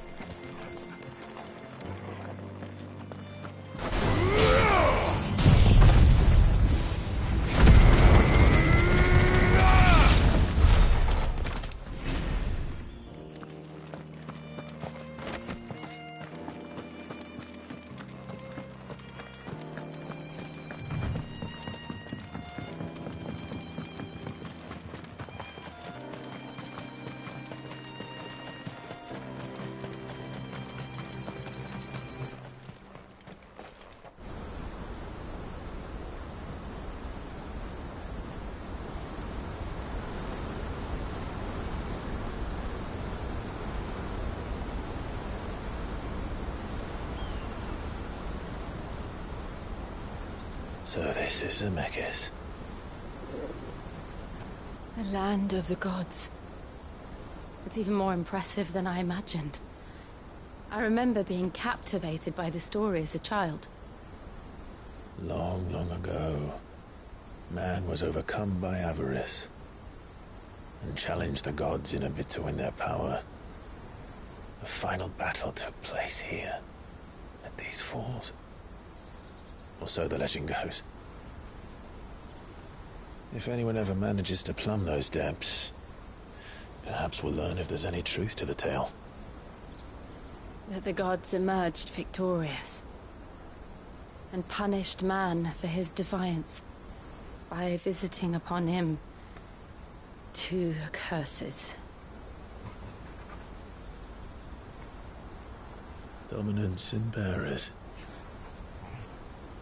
To tell the truth, I always thought it strange that the Dominant and their icons were deemed a curse. Back home, the Dominant inherited the throne. They were admired and exalted, not spurned. Whenever I got to that part of the story, I always assumed there must be something I'd misunderstood. You had a lot of storybooks, didn't you? In your room, I mean. When we were young. The old legends were always my favorites. Epic battles between gods and men.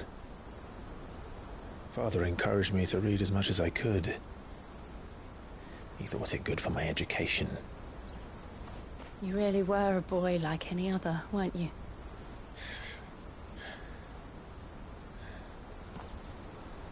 Just look at this place. It's enough to make you believe the legends are true.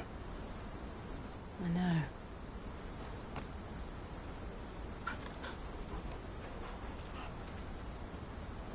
We're not far from Boklad. The road will be busier up ahead. And we'll have to keep our wits about us.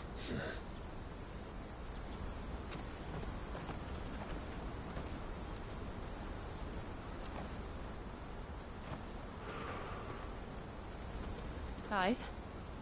Something wrong? Nothing.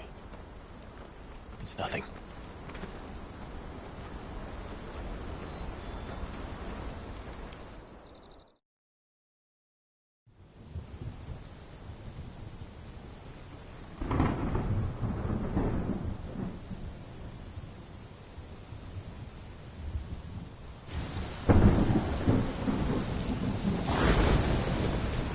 I see the reports are true, Father.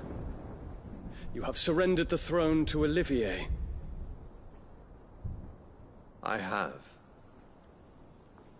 Emperor Olivier shall rebuild the Holy Empire of Sanbreque.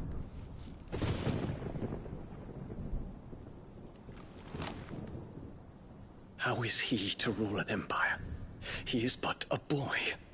I shall advise him until he comes of age. Father, please. Or for as long as I am able. The empire we seek to build needs young blood to rule it, and I can think of none better suited to the task.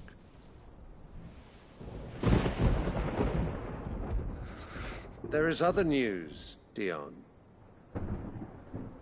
Hugo Kupka is dead, and Drake's Fang destroyed. The pillars of the Republic have fallen. Ere long, the Imperial banner shall fly over every city in Storm. And then Valisthea. All shall bow before their Emperor. Father, these are the words of a tyrant. They are the words of a god. The Emperor whom I gladly serve. Great Greagor, made flesh.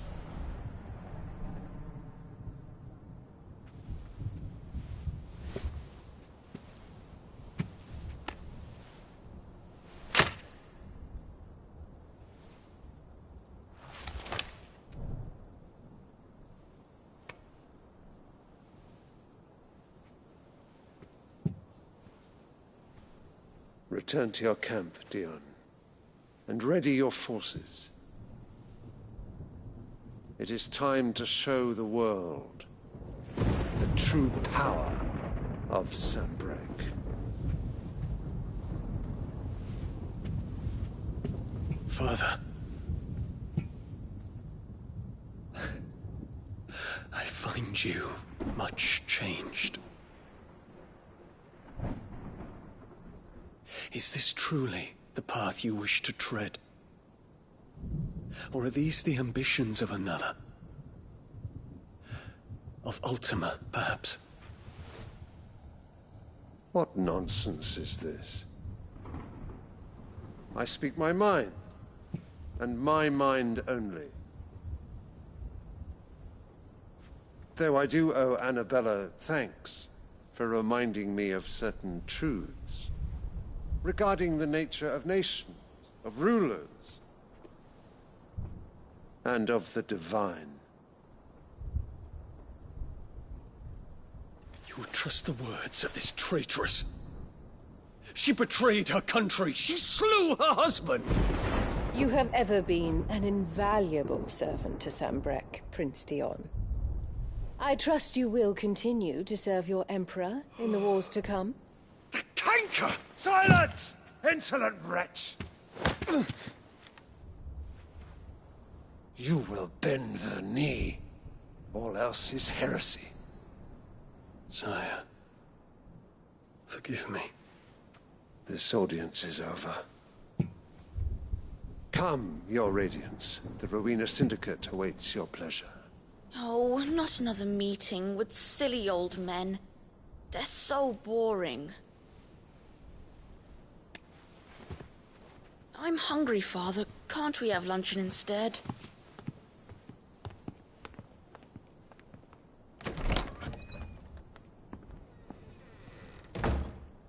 Does it pain you that you will not inherit your father's throne?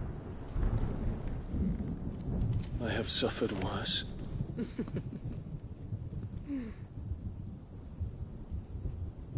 Count your blessings, Dion. For a base-born child to be chosen by Bahamut is miracle enough. You have risen high on his wings, but you shall rise no higher, lest your impure blood stain the throne. What do you know of my blood?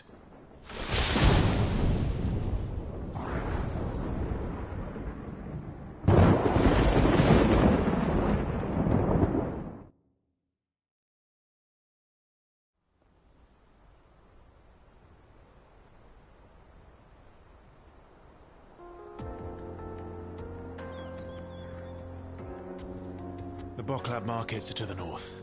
We just need to hug the coast.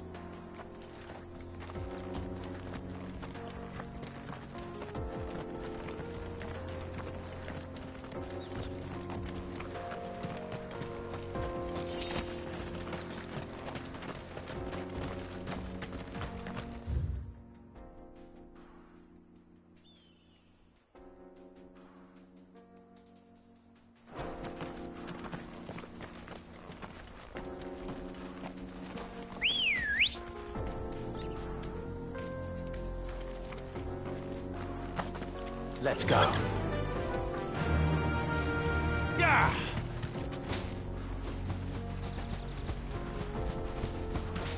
Infiltrating the Dominion won't be easy with the Imperials on high alert. No. His Radiance has lost one capital already. We can be sure Sylvester will do everything in his power to hold on to Twinside. His troops are well-trained and increasingly battle-hardened.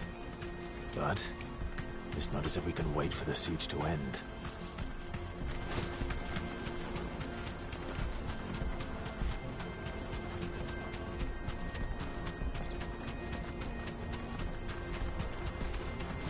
They've closed the road to Randalar.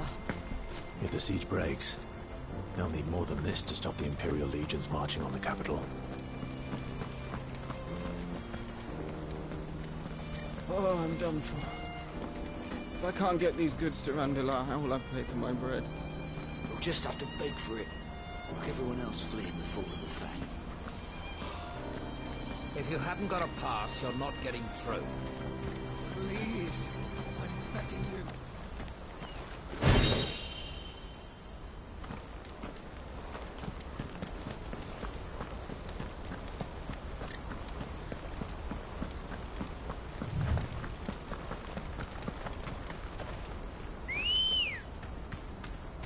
Ready, girl? Faster!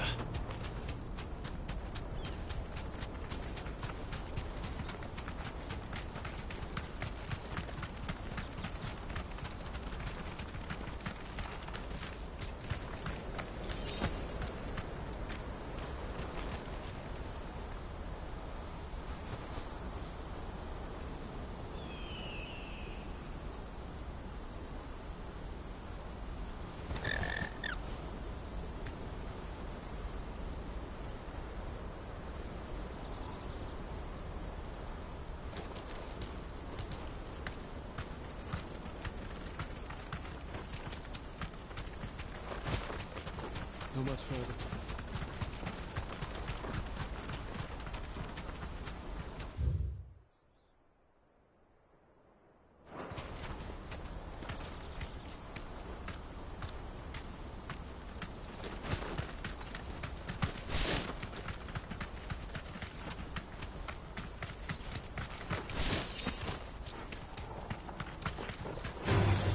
Time to fight.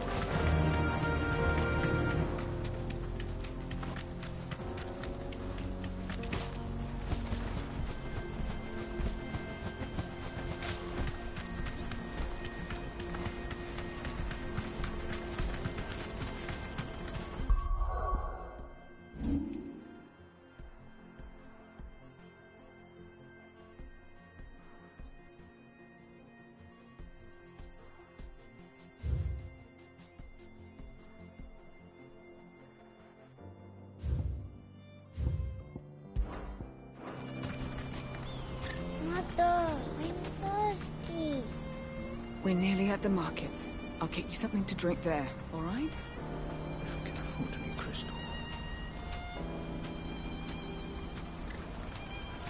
More refugees. And they're all making for the Crystalline Dominion. Because they don't know how to live without the crystal's blessing.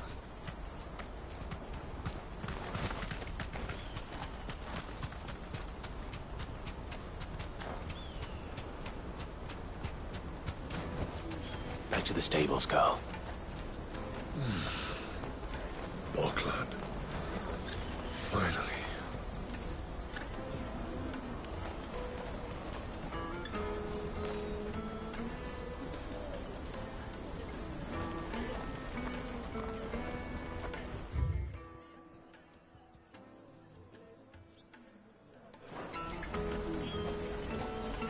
There are no crystals here. We have to keep going. The Crystalline Dominion is our only chance. I know, but... the checkpoint... This is where we're supposed to meet Goots, isn't it? That's right. He said he'd wait for us here after replenishing his supplies. I dare say he'll have finished by now. That's that then. No traders pass. No passage.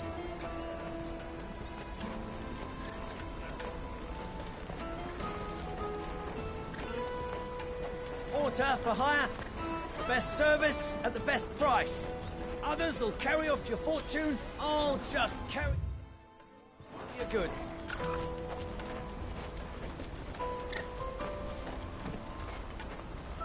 You think, girl? Is it time we took to the Crystal Road ourselves?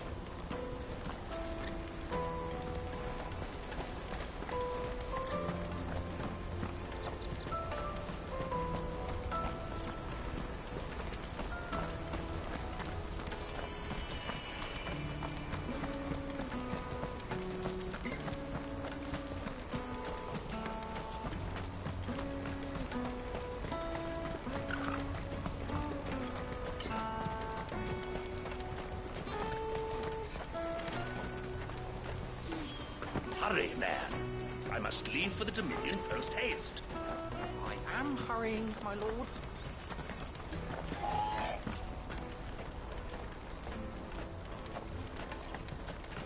Bloody crews and caravans, scooping up all the best customers. Leave some for the rest of us.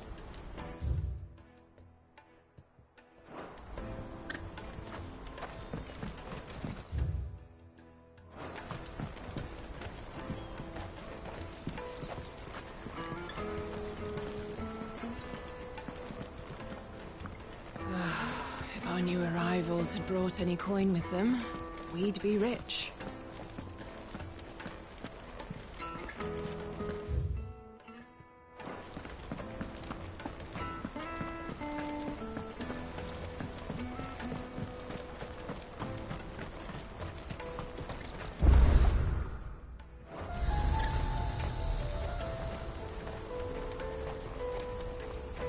Well met.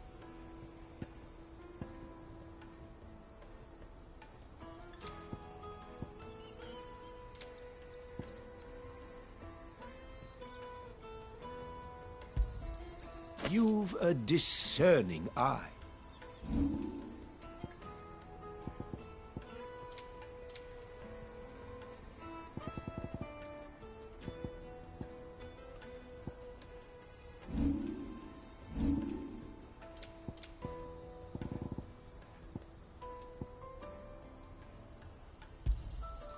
Thank you.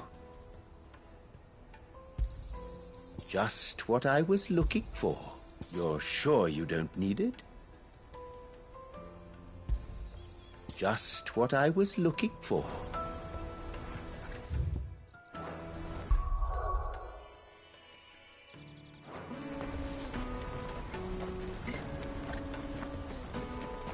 Out of my sight, wretch.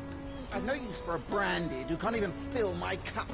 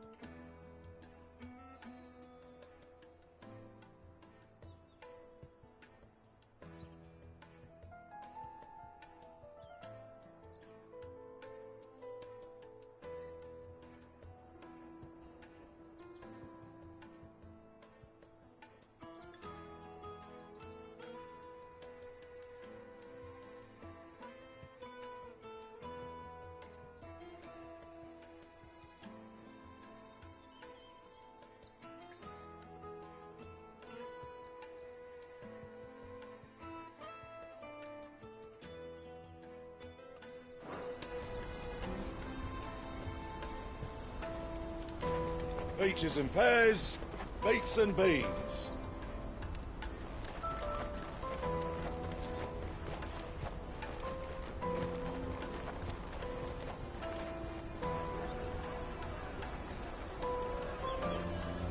Wonders from across the water. Come one, come all. Feast your eyes. Good sir, can I interest you in...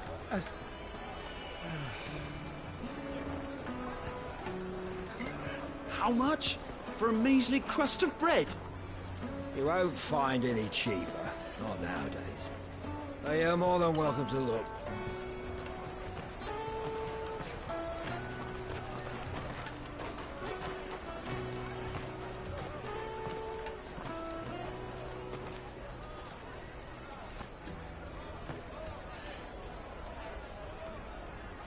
The Empire's unlawful and illegitimate occupation of the Crystalline Dominion is still in effect. Only those whose business in Twinside has been officially approved by the Republican Army will be permitted to cross the border. All who seek entry are to form a line and ready their documents for inspection. It looks like we aren't the only ones who are eager to leave. And they're checking everyone. Can't you make an Not for the likes of you. We won't get through without that pass. Let's go in and find Good, shall we?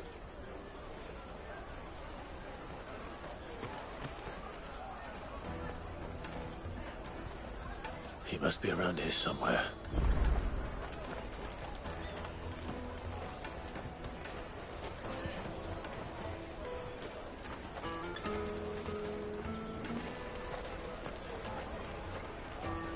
You won't find anything of this quality in Twinside.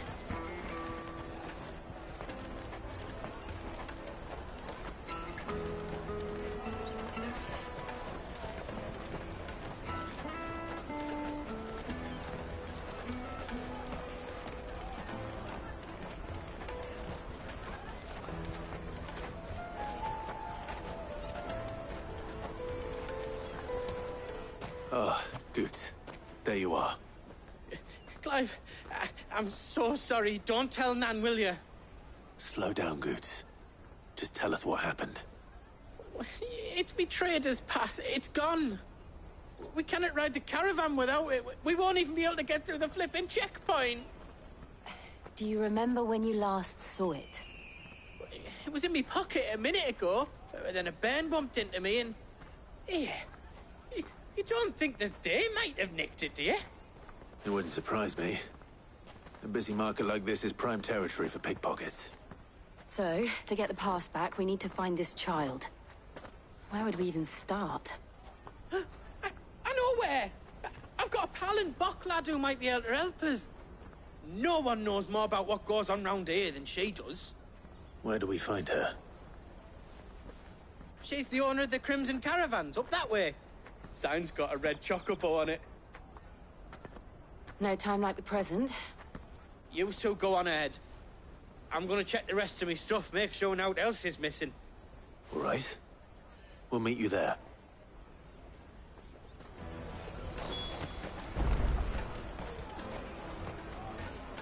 Let's keep an eye out for this red chocobo, then.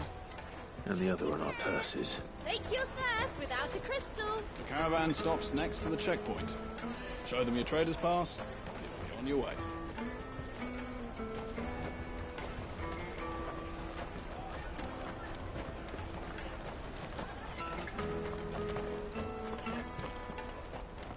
If you're looking for the Crimson Caravans, head out of the canyon and take the first road to your right. But if it's a bowl you're after... No?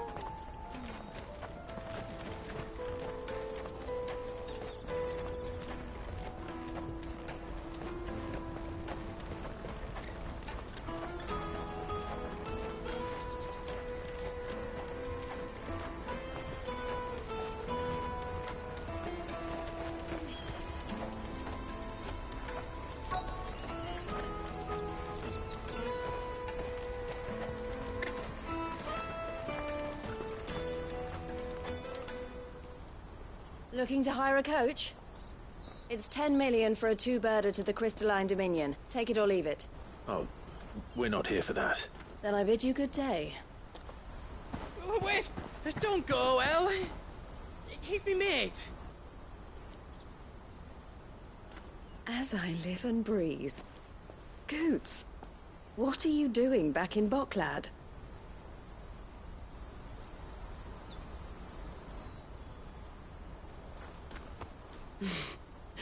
I gather Lady Karen didn't send you.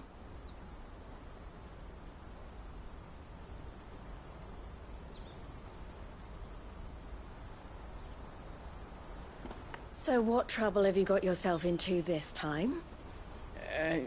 It's me trader's pass. It got stolen.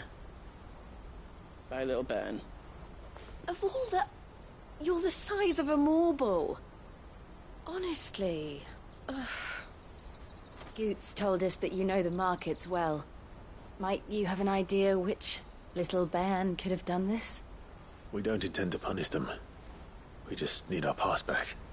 Then, we can be on our way. I see. So neither of you has a trader's pass either. Not that anyone would take you for traders, but I suppose that's why you came to me, correct? Now, I can't say for sure who took your pass, but I suspect I know why they did it. Let me explain.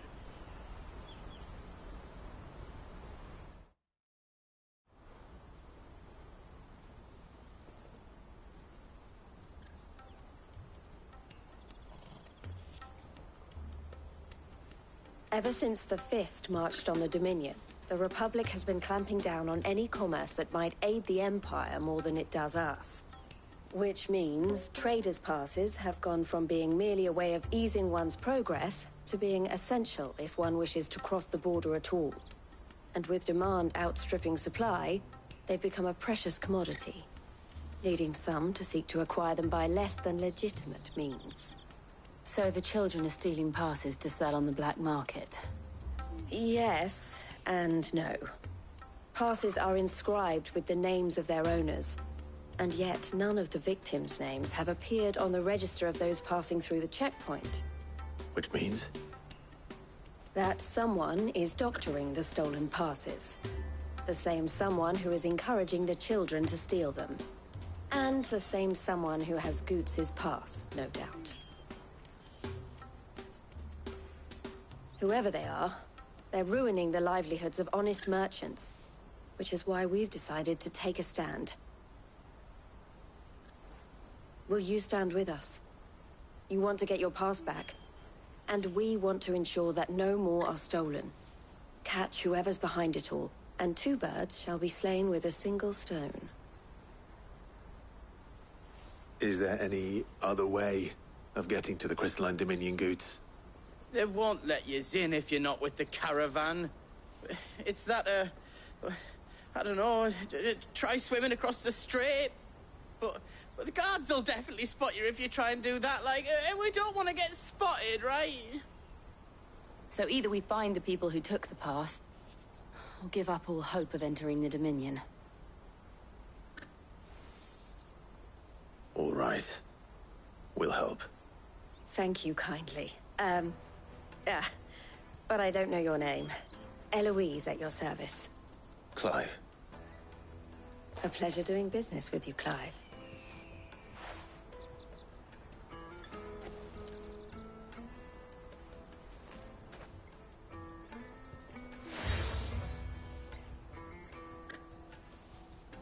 The proprietor of the furniture makers by the coach stop is spearheading the search. Wear that, and he will know you for a friend. I suggest that you speak with him first. The furniture makers. Understood.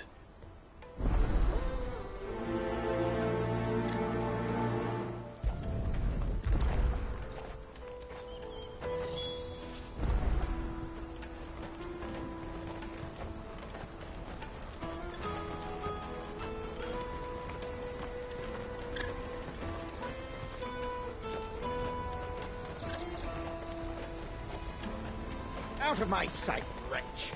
I've no use for a brand.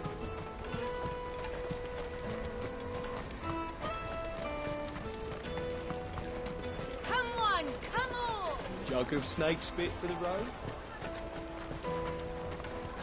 Juicy pears! Slake your thirst without a crystal. Are you the furniture maker? Looking for something in particular? Ah, Eloise collared you too, eh? Then I expect you want to know more. She told me you were leading the hunt for the pickpockets. What have you learned? For one, that they're targeting the traders carrying the biggest packs. Harder to watch your back, see? And less chance of the mark giving chase if they're spotted. Not that they'd be likely to catch them. Those imps know every inch of this warren like the backs of their hands. Their eyes must have lit up when they saw Goots. The fishmonger round by the gate's been trying to track down the children involved. You should go and have a word with her. Thank you. We will.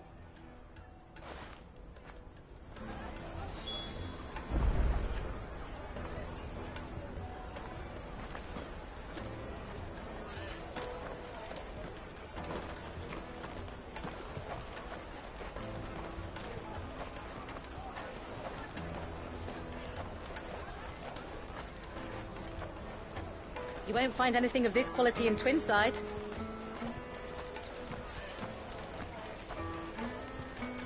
You should come with me to the Dominion. Life will be different there. Fish for sale! Fresh sorted and smoked! Can I interest you? Ah, sorry. Message from Eloise, is it? She's asked me to help her. To help you find the pickpockets. Is that so? Suppose I better tell you what I know, then.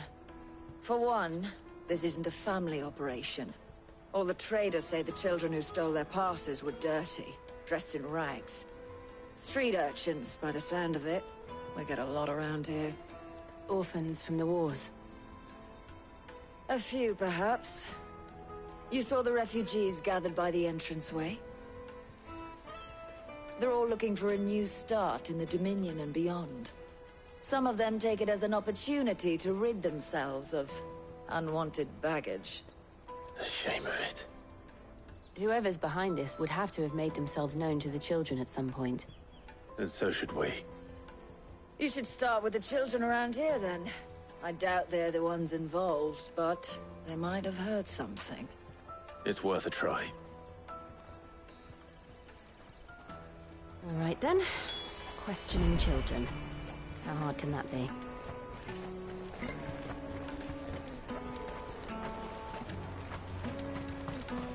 You should come with me to the Dominion. You won't find anything of this quality in Twinside. Come and taste my peaches! They're sweet as nectar! Excuse me. Do you mind if I ask you something? Can't stop you. I was just wondering if anyone has asked you to do anything out of the ordinary recently. Anything you grown-ups ever ask us to do is shut up and go away. So guess what I'm about to tell you to do? Sorry. I'll leave you alone.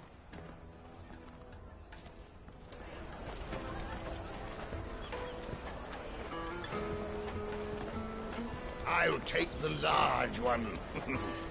An excellent choice, my lord.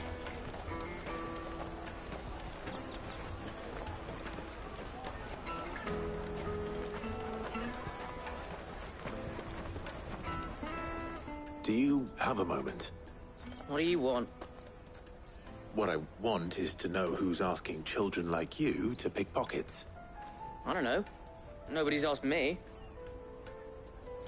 What's picking pockets? Do you get paid for it? No, you get in trouble for it. So if they come calling, you know what to tell them.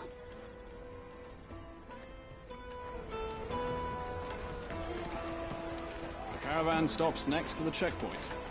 Show them your trader's pass. On your way. Jug of snake spit for the road. Excuse me? What do you want? I don't have any money. It's all right. We're not going to hurt you. We just want to talk. What about? We've heard that some very bad people are making children like you steal from travelers. We need to know who's behind it so we can stop them. I don't know much about it, really. But my friend, Honza, he said he got a job. Doing something dangerous. Sounds promising. We need to find him and ask. Do you know where your friend might be? He's usually by the tents outside town. Thank you. You've been very helpful.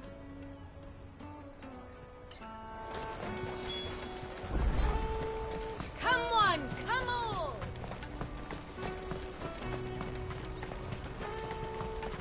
Peaches and pears. Let me carry your goods. I'm cheap.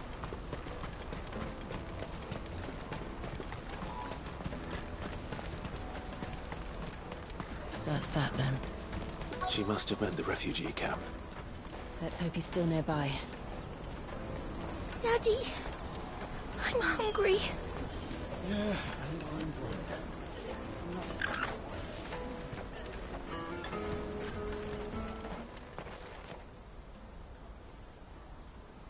That big fat donkey was easy pickings. He wouldn't have noticed if we'd robbed his boots off him. Yeah. Wish we hadn't handed over the pass, though. Could use one of those things to get out of this dump. Chance would be a fine thing. The moment they found out, they'd string us up by our guts. Would they now? Perhaps you'd like to introduce us to these charming characters. Shit, we're in trouble now. What do we do? You two get caught if you want. I'm off. Hunter, where are you going? So that was Hunter, eh? Jill, you watch these two. I'm going after him. All right.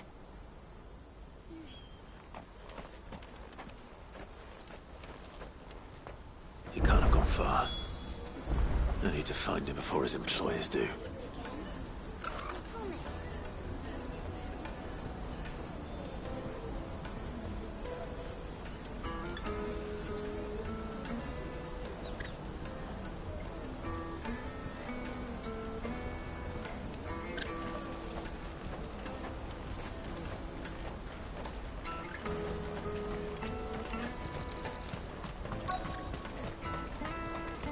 That's that then.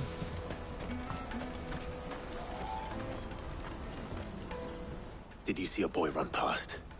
He stole something from a friend of mine. There was a boy ran back there towards the Chocobo pen, but... Thank you.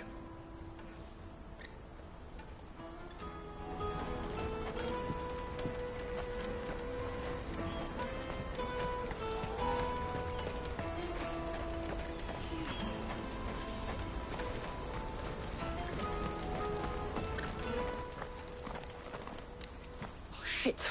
Cornered. It's all right, Hunter. I'm not going to hurt you. I just want to ask you some questions. Fine. Not like I've got a choice. I'm looking for the people who are making you steal for them. Who are they? Called themselves the Carstones. They said they'd give me good gill if I did what they told me. I knew they were bad, but bread doesn't come for free. Didn't come at all half the time, before I started buzzing for them. You know, if I didn't do it, they'd just pick on someone else. Someone they could push around easier. Hunter. You found him then? Jill. Where are the other two? Eloise is watching over them. She sent Goots and I to look for you. You're... him! I haven't got your pass anymore, if that's what you're after. I gave it to the Carstones. Whatever you do to me, I can't get it back. Not that I go against them, anyway. If it weren't for their gill, me and my mates would have starved.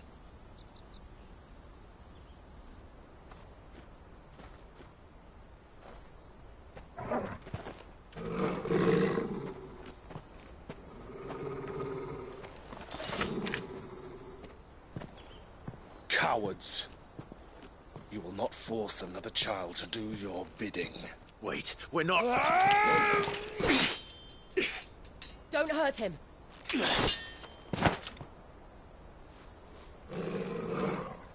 You're making a mistake. We're on the same side. Like hell we are. That brooch. Where did you get it? Master Theo? Goots. What are you doing with these people? Unless you're the ones my sister was talking about. Your sister?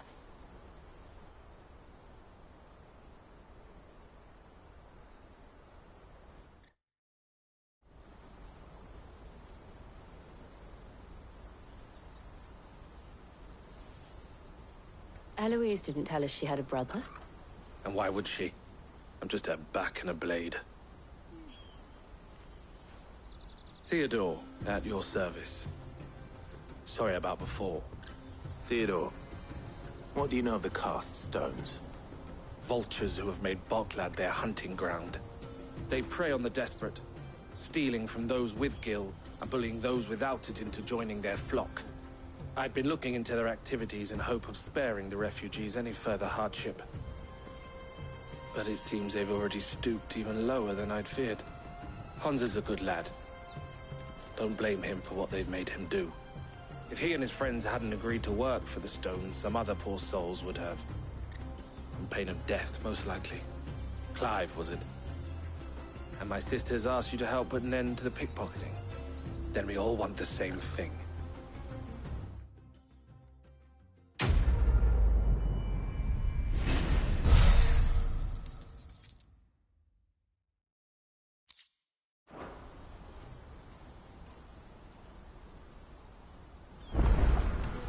I'm sorry. Where is it?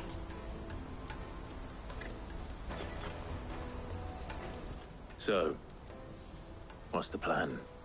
What else? We find the Cast Stones, and we crush them. You get your trader's pass back, and I make Boklad a safe place again. All right then. All right then. Honza, where are they camped?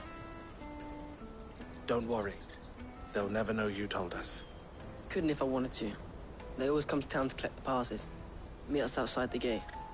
I tried following them once, but they spotted me halfway down the trail. Said they'd string me up. We'll try it this time. Which way were they going? Back down the road towards Leitney's Cleft. To Leitney's Cleft, then.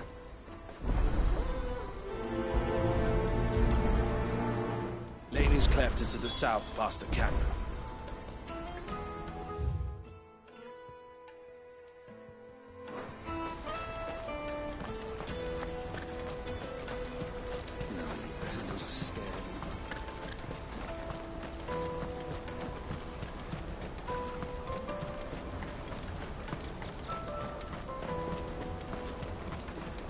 Daddy!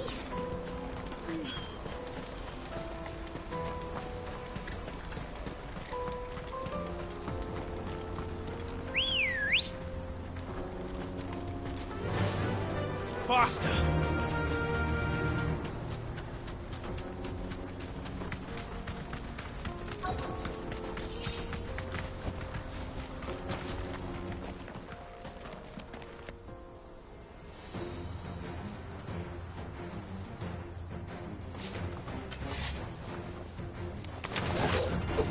That's the one who's been sticking his nose in our business.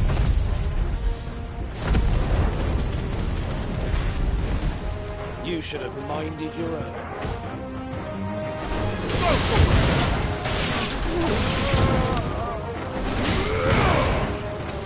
Over here!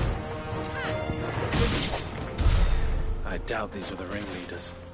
But at least we know we're on the right track.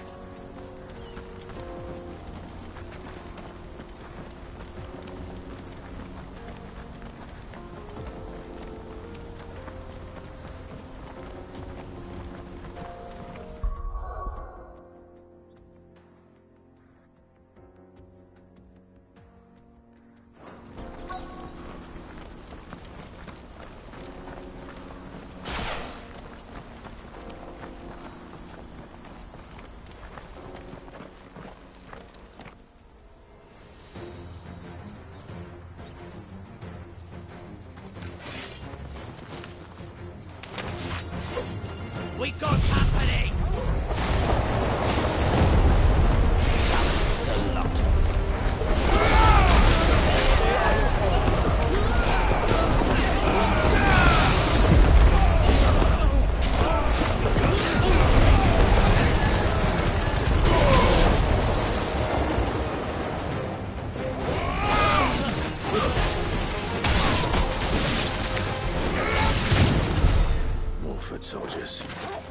Fewer now.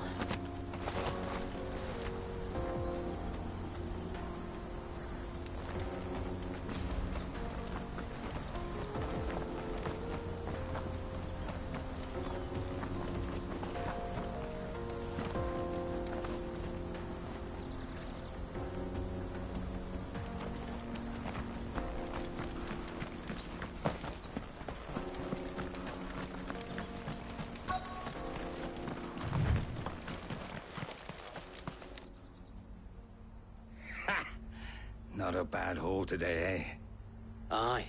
Some of our new recruits are natural-born ne'er-do-wells. Especially the little ones. That Hans has got nimble fingers, all right. It will be a shame when they chop them off. But till then, let's make the most of it. Scum. The leaders of the cast stones, I take it. They don't deserve any mercy, Clive. I wasn't planning on showing them any. We're ready when you are, Theodore. Oh, I'm ready.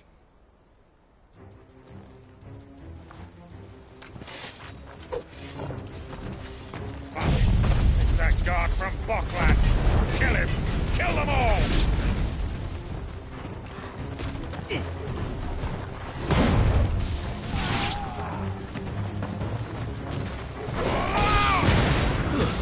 Stay down!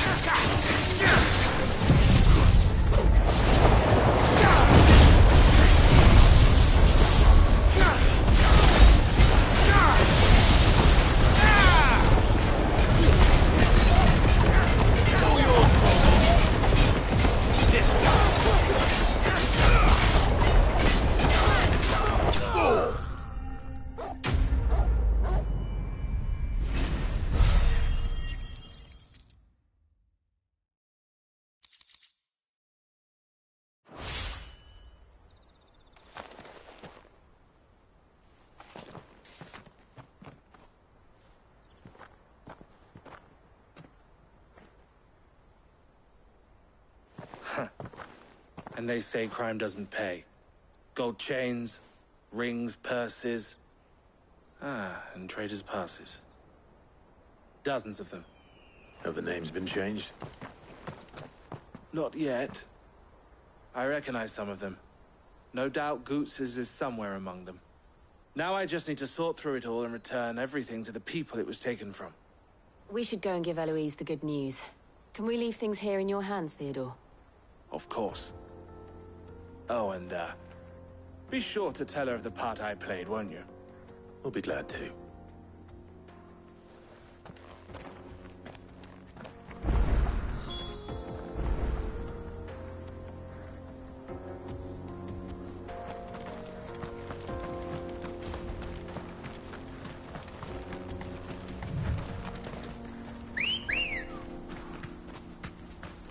Come on.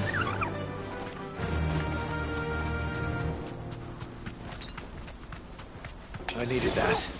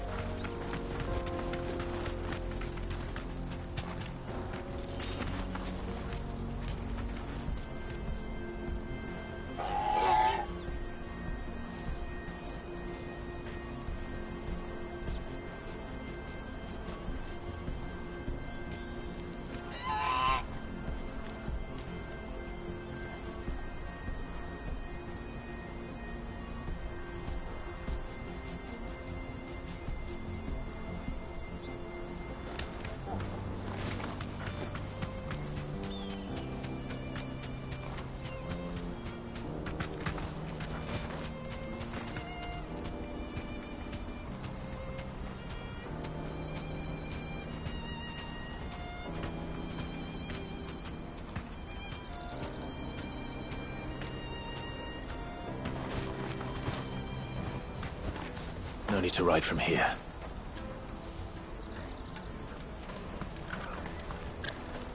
There are no crystals here. That's that then.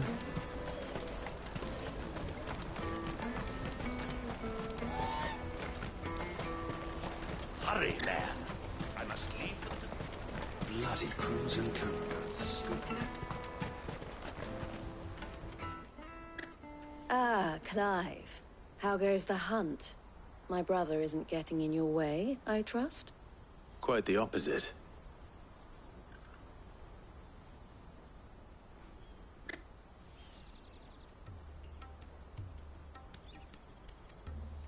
So it was the cast stones who were behind it all.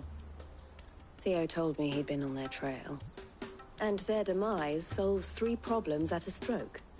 That of the pickpockets, the bandits pulling their strings, and the passes they were stealing. I only hope yours is among the items you recovered. Only time and Theo's return will tell. Speaking of whom, welcome home, dear brother. You are too kind, Eloise. Here, Clive. Goots' pass. Ask him to keep a closer eye on it from now on, would you? I will. Thank you. El, I've asked our boys to carry the rest of the goods back. Can I count on your help in sorting through it all? Of course. I'll make some space in the storeroom. I expect you'll soon be on your way then. But it wouldn't do to leave without introducing yourself properly. Would it now? Sid. Don't look so shocked. We're on the same side. I don't understand. As you now know all too well, we at the Crimson Caravans are always happy to help those in need. For a small fee, we will move anything that needs moving. Be that goods to market, or bearers away from it. I was the first my sister helped escape. If it wasn't for her, I'd have been branded as a boy. I had no idea. It just so happens that we are seeking to expand our operation. And who better to join forces with than the...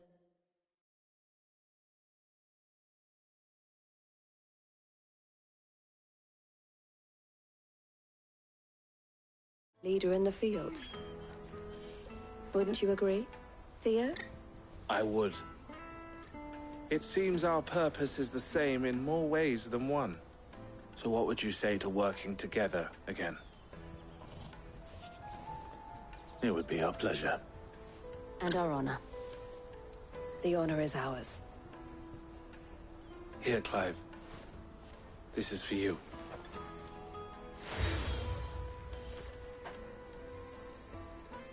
What is it? El has friends in high places, while I have associates in, lower ones. That mark is proof that you're a friend to us both.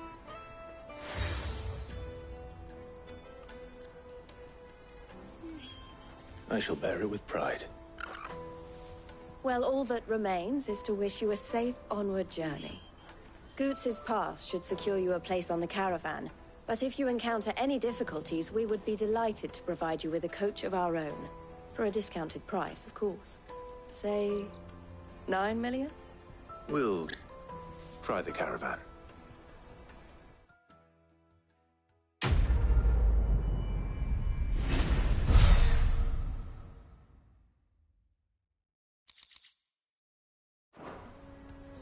Right then.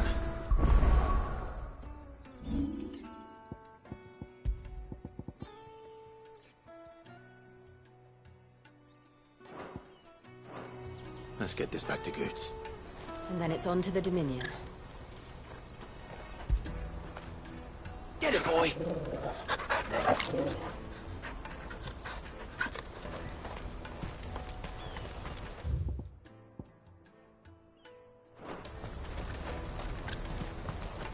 Let me carry your goods. Pardon me, but would you happen to be a fighting man? That well-notched steel and impressive physique. I have need of a sword for hire, and yours looks to be a weapon well worth the coin. Might you be convinced to offer me the use of those formidable arms? How exactly do you intend to use them? Well, being something of a scholar of Zemeckis history, I wish to investigate the ruins near the city. And I require a rugged companion, lest I find myself waylaid by ne'er-do-wells or the beasts sent to roam the area. Should you accept, you will not only earn yourself material wealth, but partake of the true treasure that awaits us there. The rich and storied history of Zemeckis. Well, will you ever party to a finer proposition? My arms are yours. Wonderful! Then come. We must away. But where are we going? Along the old Zemeckis Road, and from there, onward to discovery. Quickly! There is not a moment to lose. Wait. Good luck with your ne'er-do-wells.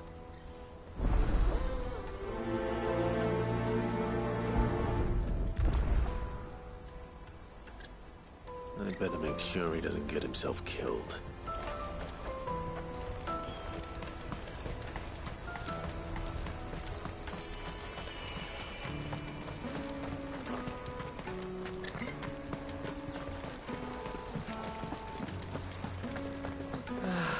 If I knew where I Now I just need to see brought about any getting the coin. work. I want to know right away. Bad news. Good, actually. Something worth celebrating for a change. Only trouble is, the serving girl's still new to the job, so I can't leave her while I go and invite those I'd like to celebrate with. What exactly are you celebrating, if you don't mind me asking? I've come by a particularly fine bottle of red. A Gotan 66, no less. Gotan Rouge is the only good thing to have ever come out of the Empire. And most wouldn't part with a 66 if you held a knife to their throats. So I've heard. Oh. So you know of it, then? Clearly you're a gentleman of taste. A gentleman who might sympathize with my predicament, perhaps? Would you pass the good news to a few friends of mine? I'll give you a little something for your time, of course. Sounds simple enough. So you'll do it? Marvelous. Thank you. You won't need to go far. All three of them should be right here in the market. There's Aldrich the porter, Milan the butcher, and Bolek, a guard over at the north gate. Three of the finest fellows in Boklad, if you ask me. Tell them to come to the tavern when they finish for the day. Stop by again when you let them know, and I'll give you your little something. I'll be right back.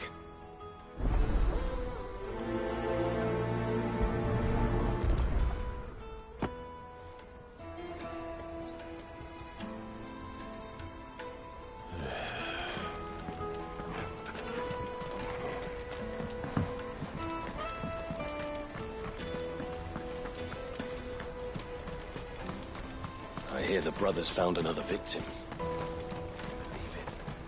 I believe it. Right. What's that? The third this month.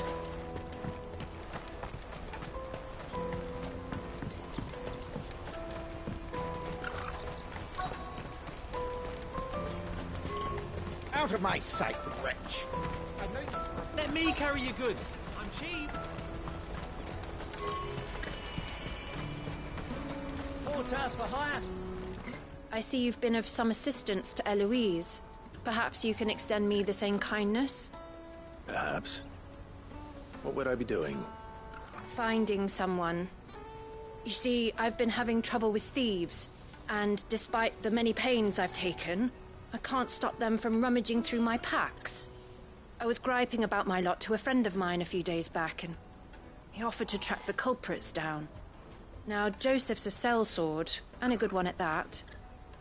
But he's been gone days, and I'm beginning to fear the worst. Any idea where his search for the thieves might have taken him? The old Zemeckis Road, perhaps? He doubted they would be fool enough to linger here in Boklad. Joseph's lived a hard life. Made him grey long before his time. I just pray he hasn't been killed over a few sacks of grain. I can't imagine there are too many grey-haired sellswords around. Hopefully someone will have seen him.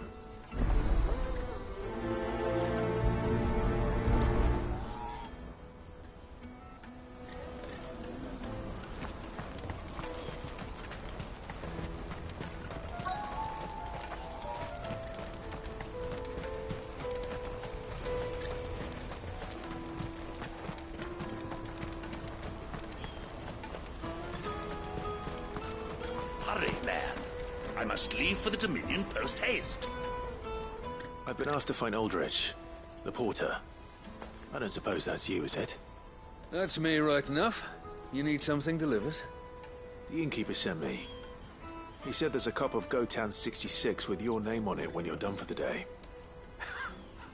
A 66? Bugger me. If he's just got hold of it now, it must have been in the crates he had me carry down from Sanbreque.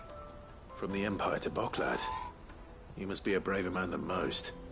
That's a treacherous route at the best of times. Such is the porter's lot.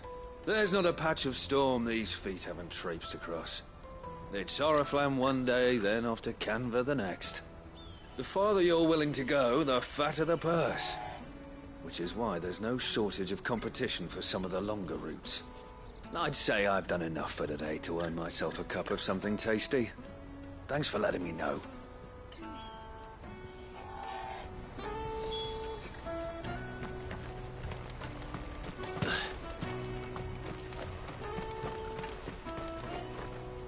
Is something the matter? Why, I am what you see.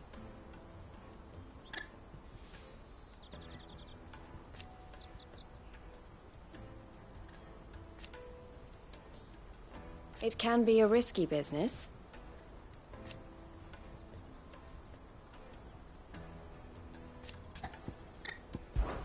This being a border town,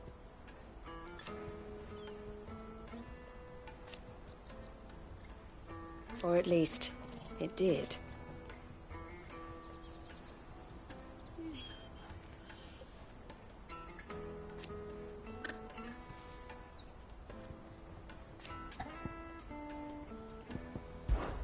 Don't worry about Hansa and the others.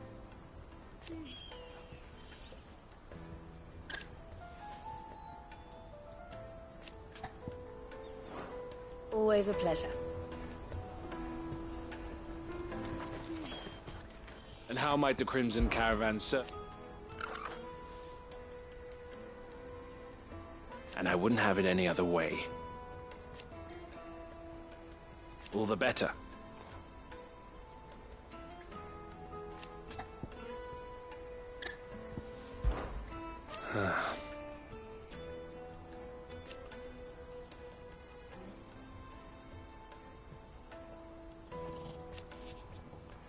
Fools, the lot of them. Criminals and cowards.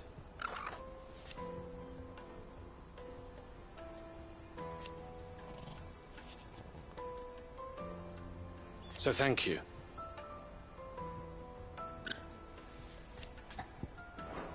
Farewell, then.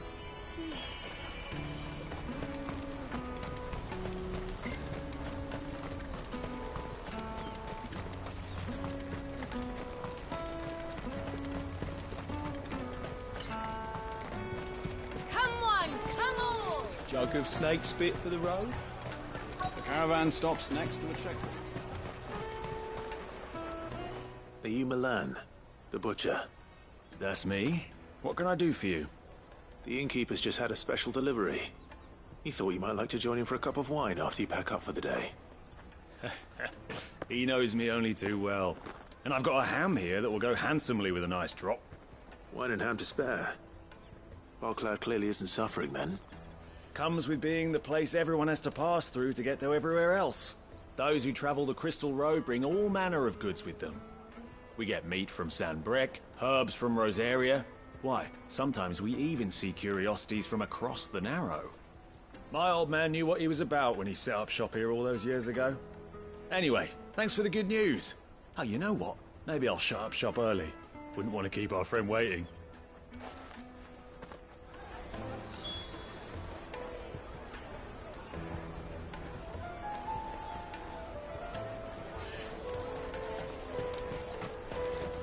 You won't find anything of this quality in Twinside.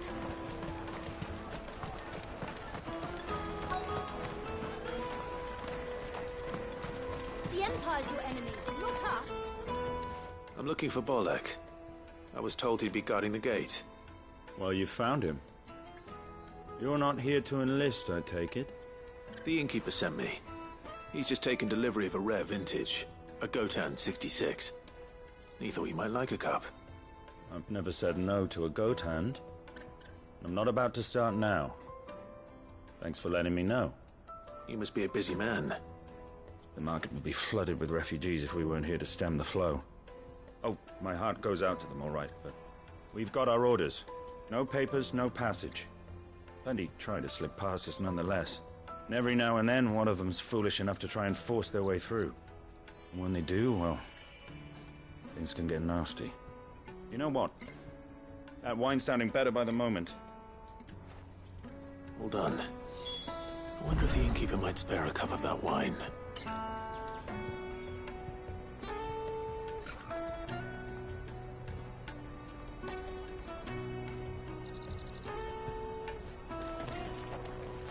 Let us through! Come, taste my peaches! The finest earthenware from the Free City! Juicy pears! Slate your thirst! Jug of snake spit for the road? Come one, come all!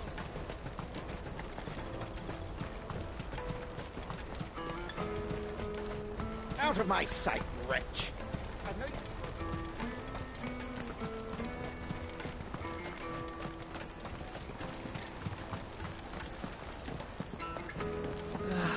If our new arrivals had brought... I spoke to your friends. They'll be along soon. That's fantastic news. Thank you kindly. It's been a while since we all sat down together. And the way I see it, that wine is as much theirs as it is my own. How so?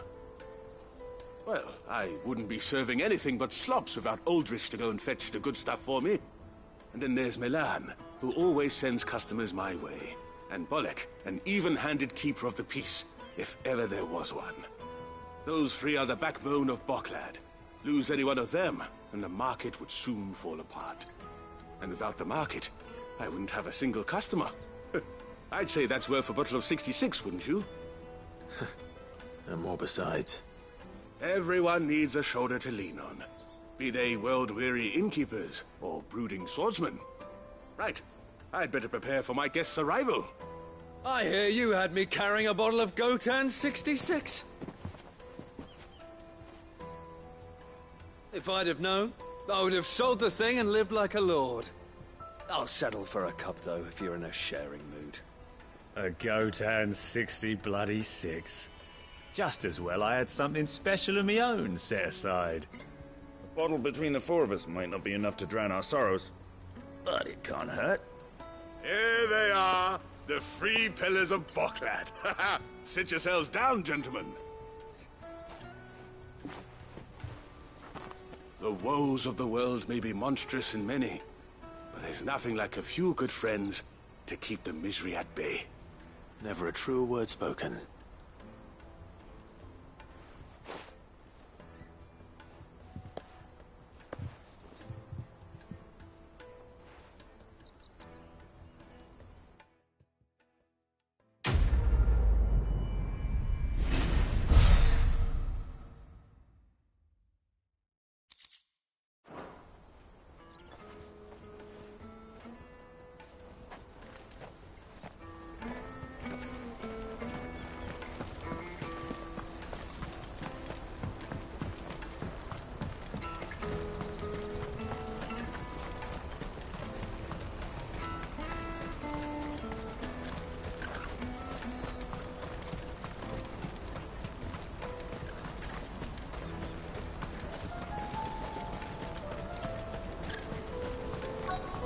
Daddy! What do you want? I've no coin on me. Just information. There's a sellsword passed through here. Grey hair. Now you mention it, there was a young man with salt in his mane sneaking around out there a while back. Which way did he go? How am I supposed to know? Buggered off down the road, I expect. Now why don't you do the same and leave me be?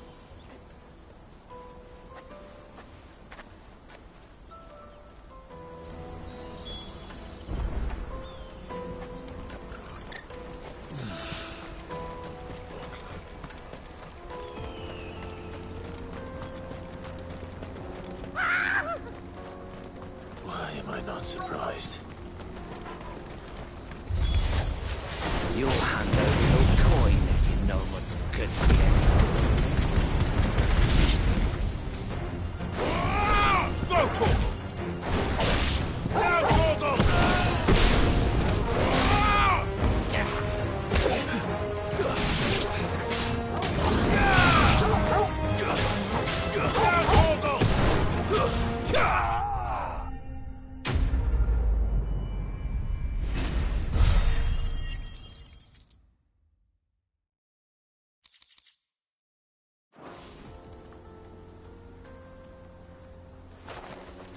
Are you hurt? Happily not, good sir. Thanks to your timely intervention. More importantly, we have arrived. Now, feast your eyes upon the marvel before us. Ruins, a relic of the fallen civilization. A sight so common that man is oft blinded to its wonder. Colossal vessels, dashed from the very heavens. Airships, we call them, with very little thought to what wonders such a word might describe. Oblige me if you would. Does anything strike you as peculiar about this particular specimen? Though we ourselves find fallen ruins to be nigh indestructible, whatever gouged the final sin from the rock cleaved clean through the structure you see before you. A tantalizing mystery, no doubt, but merely one of countless enigmas in which Zemeckis history is steeped. Come, good sir. Our expedition continues, and we still have much to learn.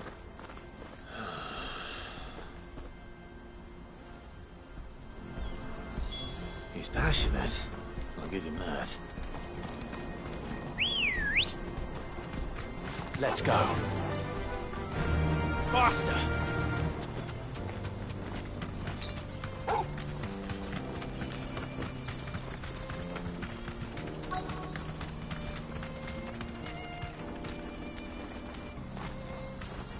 Thanks, Gal.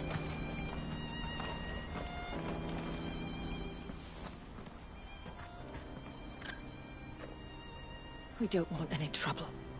Neither do I. I'm looking for someone. A grey-haired mercenary. Well, we haven't seen him. Yes, we have. We saw him climbing up the rocks. Those ones, over there. Maybe he found his thieves. Mum won't let me near them. She said there's goblins up there, and that they eat little boys for dinner. Shush, now. You've said quite enough already. I only told him what you said. I'd listen to your mother if I were you.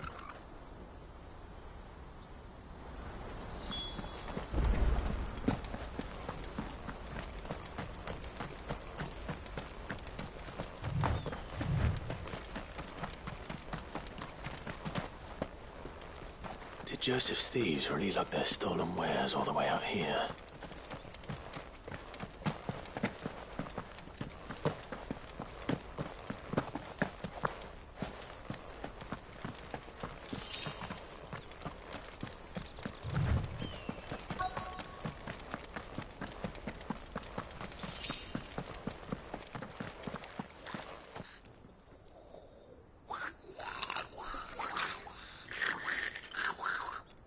I think we found our thieves. They don't look happy to see me.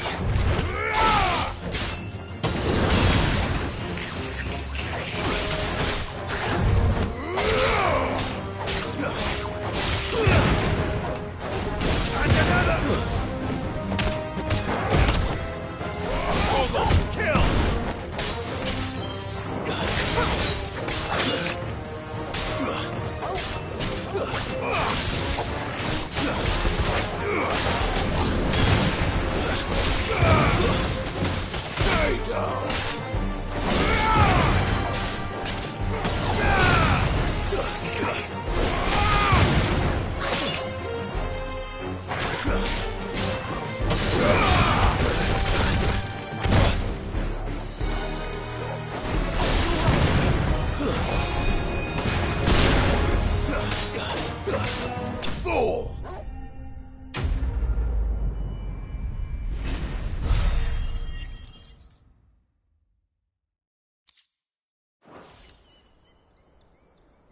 Let's get this over with.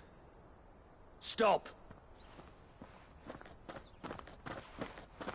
Don't kill him, he's just protecting his home. Joseph? So the boy was right. I don't know you. Your porter friend sent me to find you. She was worried you might have got yourself killed. Have I been gone that long? Wasn't hard finding the thieves. The problem was knowing what to do with them when I did. I take it things are more complicated than they appear.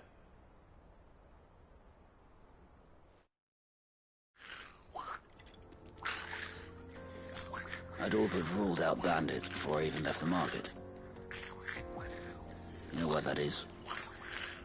Because our thieves had no interest in gold or gems, or anything they couldn't eat for that matter. Add to that the rumors of goblins in the area, and the mystery practically solved itself. I soon found their cozy little homestead, and all the missing food. I launched myself at them, full of righteous fury, but their leader was the only one who moved to meet me. The others, they huddled around that food, ready to die protecting it. They stole because it was that or starvation. I've been there myself, back when times were hard. So you spared them? And earned their trust into the bargain by the look of it. These goblins aren't native to the area. They don't know how to survive such barren lands, so I've been teaching them. And once they've learned to hunt and forage, they won't be fool enough to risk their necks in Boklad. I'm impressed. I didn't know goblins could be reasoned with. Do me a favor. Let the porter know I'm safe. I'll head back to the market once my work here is done. Oh, and don't mention the goblins. I don't want people coming here brandishing pitchforks. Not now this lot have sworn off thieving. Your secret's safe with me. I appreciate it. Thank you.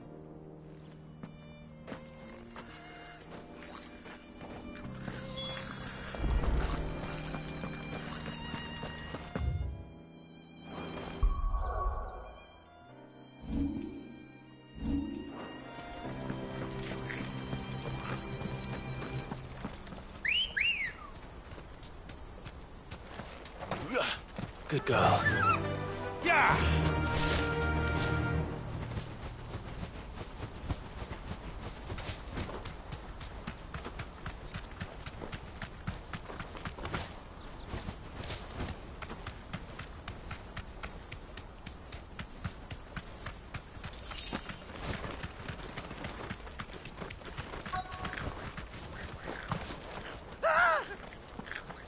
Not again.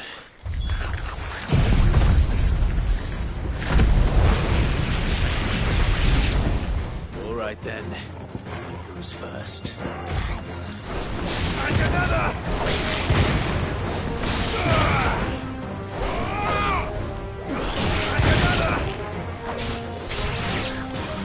Over here!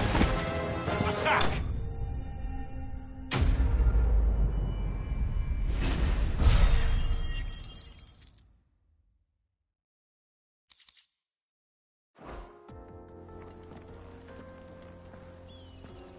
You're going to get yourself killed.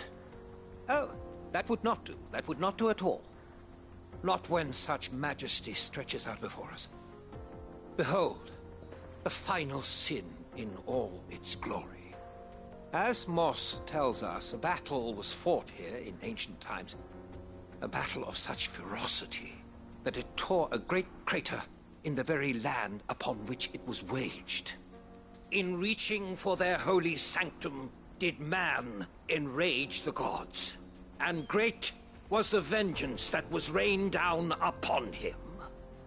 Alas, the full truth of the matter is lost to time, though I live in hope that I might see it discovered. But we must not dwell upon such things. There is more yet to see. Onward! History awaits!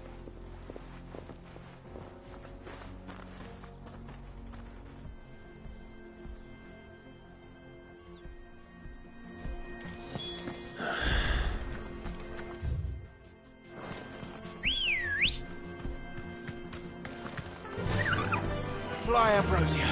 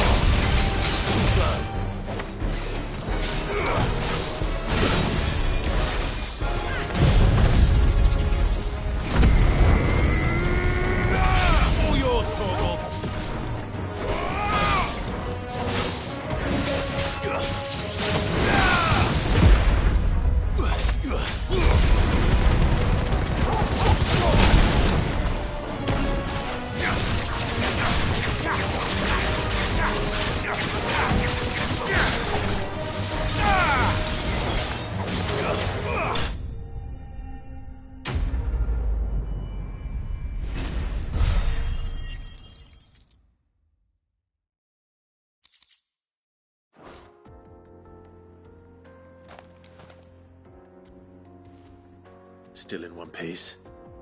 It would seem so. Once more I am in your debt. And once more you impress me with your prowess.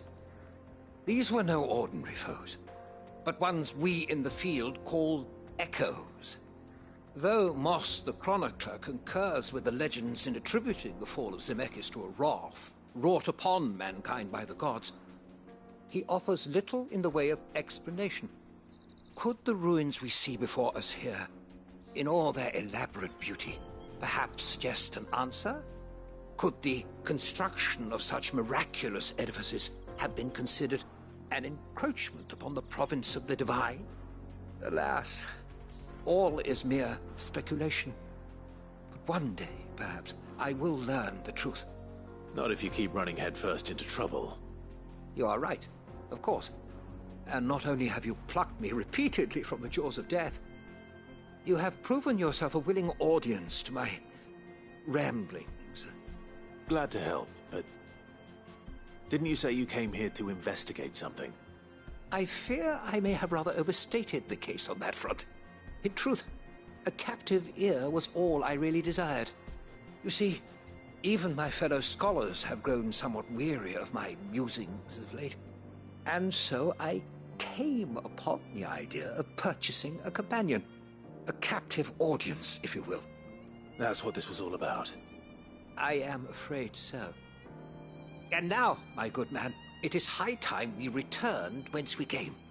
Fine. Just don't go running off this time.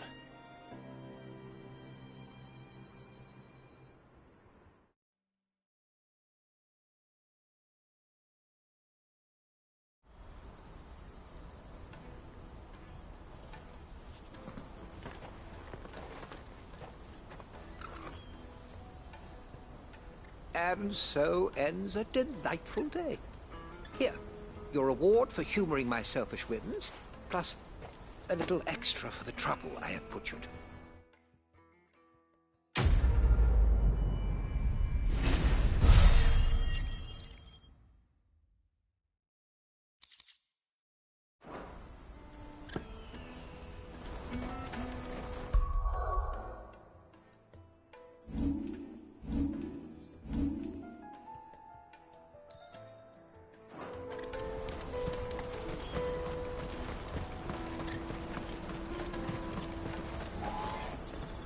Joseph's fine, but be back once he's tied up a few loose ends. That's a weight off my shoulders. He certainly knows his business. You found your thieves all right. And I dare say they won't be coming back. A good man to have around, that Joseph. And if he says there'll be no more thieving, that's good enough for me. Thank you for putting my mind at ease. Here, for your troubles.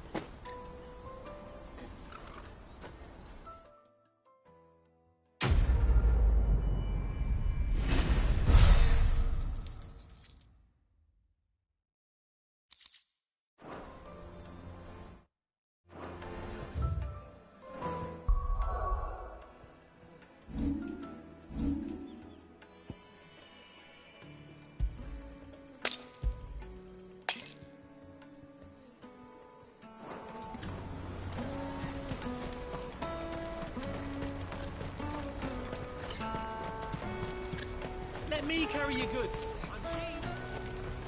You won't find a finer array this side of the strait. You've a discerning eye. What are you looking for?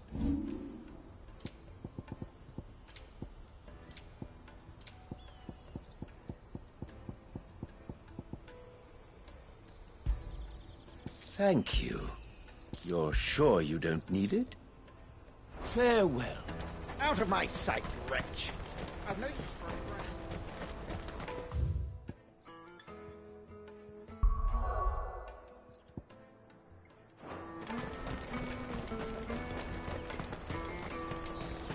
Come on, come on!